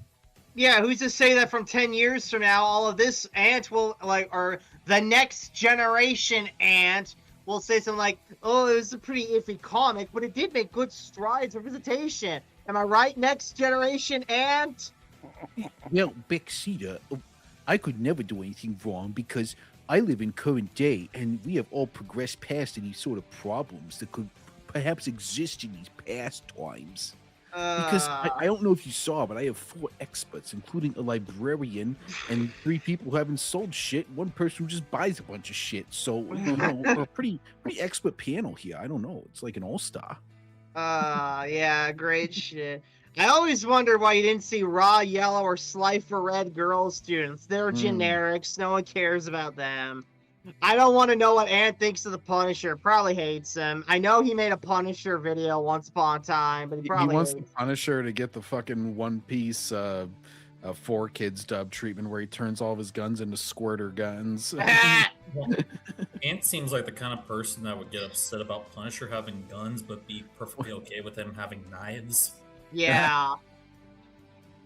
Also, hi, Alex. Yeah, that's what I mean. Either he would turn all the guns into like squirt guns, or he would turn them all into like walkie-talkies. He'd be like in favor of the censoring of that.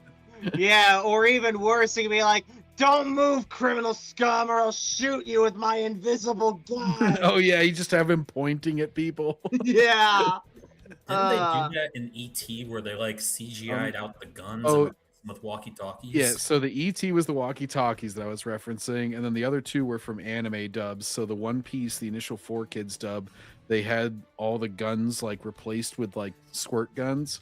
Yeah. And they had several other censorships like Sanji's cigarette Lollipop, being lollipop, yeah. And then like in the Yu-Gi-Oh, the initial dub, and actually still the available one, the guards would point their guns at people. They'd be like, "Hey, Seto Kaiba, stop. Don't jump out that window or we'll shoot you." Well, and then in the dub, they colored over the animation so that they were just pointing their fingers at him. And they were like, "Hey, stop there." Yeah. So it was like, "We'll shoot you with our invisible guns," was the abridged series joke, because it just looked like they were holding invisible guns and pointing at Yeah. going bang, bang, bang. Yeah. At least this Ant can grow facial hair. Yeah, but the nose is too small to be next gen Ant. Damn it. They had to CGI the guns in E.T. Yeah. Yeah, and I think they did reverse that one at least. There was still enough backlash whenever that came out that it was like, all right, well, fuck off here. Yeah. It Anyways. was embraced. Queer diversity was not. At least, not in mainstream comics. In the UK, we'd have these things called like Essential X-Men, which would collect like 3 or 4 issues of X-Men into one book, almost like a mini graphic novel, which came out every month. £199 sterling. That's a cheap one. As you can imagine, like those things might either I was getting random American issues at a time, or if you imagine like a title like Essential X-Men, obviously they're only reprinting essential stories. So a lot of the stories which were out there, which did include the few queer characters that there were, such as like the big North Star coming out issue of Alpha Flight, I didn't know that existed. It was just not there. So for me, I genuinely was coming at reading feeling like it's great that I have the mutant analogy because it's a nice analogy for being queer. So as a teenager coming to terms with my own identity, it did feel. Yeah. Oh, yeah, it's good, but it's not good enough, is basically what he's getting at now. It's up to my interpretation, which isn't good enough. Yeah. At least the 90s Spider-Man cartoon made Punisher's guns laser guns. Yeah, arguably, that's even more badass. Coming from the same guy that refused to subtitle in the West Side Story remake. Yeah. Yeah, like, buddy, I don't know what to tell you, but like North Star's a cool character, but he's at the end of the day a supporting character. He is not essential at all. He can't even anchor his own book, for fuck's sake. Yeah. You can't say that. I mean, it's true. It's true. It's like what can he even do on his lonesome? Honestly, Jerry P thinks that the 4 Kids dub was the best thing to happen to anime because he thinks it removed the stuff only pervs like from anime. Yeah, well, he's an idiot. Most of it wasn't even to do with perviness. It was just like violent shit. Yeah. 4 Kids, unfortunately, still lives on in season 3 of One Punch Man. I don't get it. Oh, did they dub Low that? quality, Oh, low quality. Yeah, I think they changed, or they also changed some of the animation, like they changed some outfits and shit. Yeah. Yeah. How much more of this video do we have? Like an hour? Fucking hell! About 50 minutes. We're not gonna make it to the end of this, y'all. Well, let's just let's go through as much as we can. The old college try. Like I'm getting something, but I didn't feel like there was anyone like me on the page. Maybe you should consider. Maybe you should consider not viewing it through a gay lens primarily. Maybe look through it through another lens. Maybe you should consider like developing a personality for yourself, and also lose some weight, you fat fuck. He's also like approaching this. He's also approaching this as though every story has romance in it. Yeah. If there's a lack of romance in the story where a character is not expressing their sexuality unprompted, like do you view that as a problem inherently? Anyways, kind of how it affected what I want to do in my own work is like always including. Yeah, you're destined to But fail. not straight people, but not people who are straight. Yeah. All right, that was the end of that section. Do we want to stop right here? Do we want to go to the next? I probably have to go. If you guys want to continue, that's up to you. Nah, I'm just waiting for him to. I'm just waiting for him to make a point. How far did we make it? About a third? Yeah, about a third. Okay, we made more progress than I thought. I think we were heavy on the start, and so then we started to make some more progress as it went on. Because like the first 4 minutes, I feel like probably took up an hour, and then we started to blaze through it a little faster. Backseater, I would suggest for the subsequent parts we can go 1.25 times or something. All right. Yeah. Yeah, I'm probably gonna wrap it up here. Y'all fine with that? I'm about done with this fucking video. Yeah, like I said, it's I got boring. split anyway, so that works. Well, I guess closing thoughts on this. Yeah, I got one. Ant, you're a fag. There we go. Short and simple to the point. Kino. I would just say, Ant, you completely misrepresented the opposition to retconning characters into being gay as them hating gay characters in general and wanting to censor them when that's not true at all. It's all about it's a long-standing criticism of the industry, of the comic book industry, where they don't hire competent writers to write their these popular characters consistently. They need to understand that the consumers aren't coming for the writers; they are coming for the characters. And to add on to your point, Kino, about consistency, as I always say, continuity is the name of the game nowadays. Yeah, listen, like I am just as annoyed at MJ, Mary Jane being mischaracterized as Iceman being mischaracterized. So you can't say that I'm being homophobic when I just want consistency. Yeah, John, final thoughts?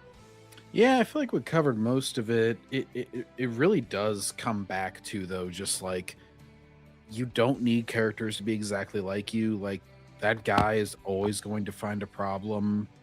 A character can always be more specifically like you.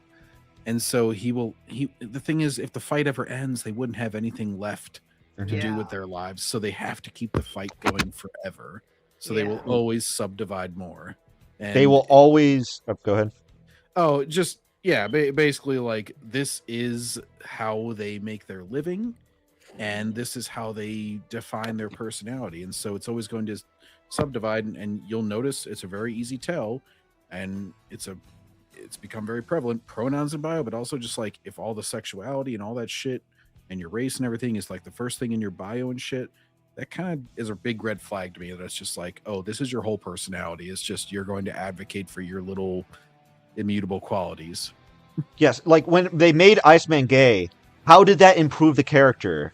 Did that make people want to buy his own standalone issues? No. Like, he doesn't, like, they were immediately canceled. When they did that for John Kent, did that make them want to buy his issues? No. They hated that decision to this day, to the point... No, they hated it so much that they brought back John Kent as a child to make it his own separate character, because people cannot stand that version of the character. The grown-up version. I'll like, not even be self-sacrificial, because nobody would ever do this. But it's like, if somebody was just like, hey, Batman, we made him straight, ginger, who's like into anime now. And so we're catering to you, John. I'd just be like, it's fucking weird. That doesn't seem like his character at all. I wouldn't be like excited. I'd be like, oh, I can see myself now. I'd be like, what the fuck did you do to Batman? What's wrong with you? Like, Angel. Darth Angel could probably speak more to that. I don't really have anything profound to say like I usually do, so I'm just gonna end it with this. And you're a fucking tourist, bro. You have no idea what the hell you're talking about in anything you say. Your videos are pointless. Your life is pointless. Your marriage is fake. And please, for the love of Christ, get off the internet. Please. Oh! Going below the belt. You killed them all! Lore Master Chris, final thoughts?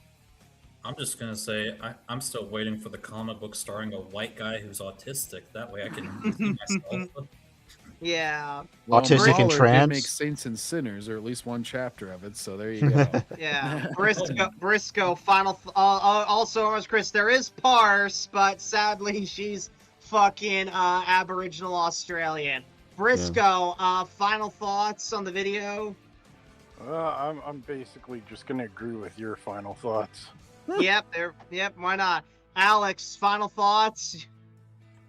Well, it's kind of hard to get that upset anymore at what Ant says, because like this video, it just repeats a lot of the problems that his other videos usually have. Yeah. So it's like kind of barking up, like it's preaching to the choir. Like it's kind of hard to be that upset when he, completely goes against the point that he was trying to argue at the beginning, and has large sections of his video that are completely irrelevant to the point he's trying to make. Like you can only see that so many times before you just stop caring. Are you saying Ant has wasted time in his video? No, I'm not gonna let Ant live down getting a goddamn librarian as an authoritative source. Let me finish up the chat here and then we'll split.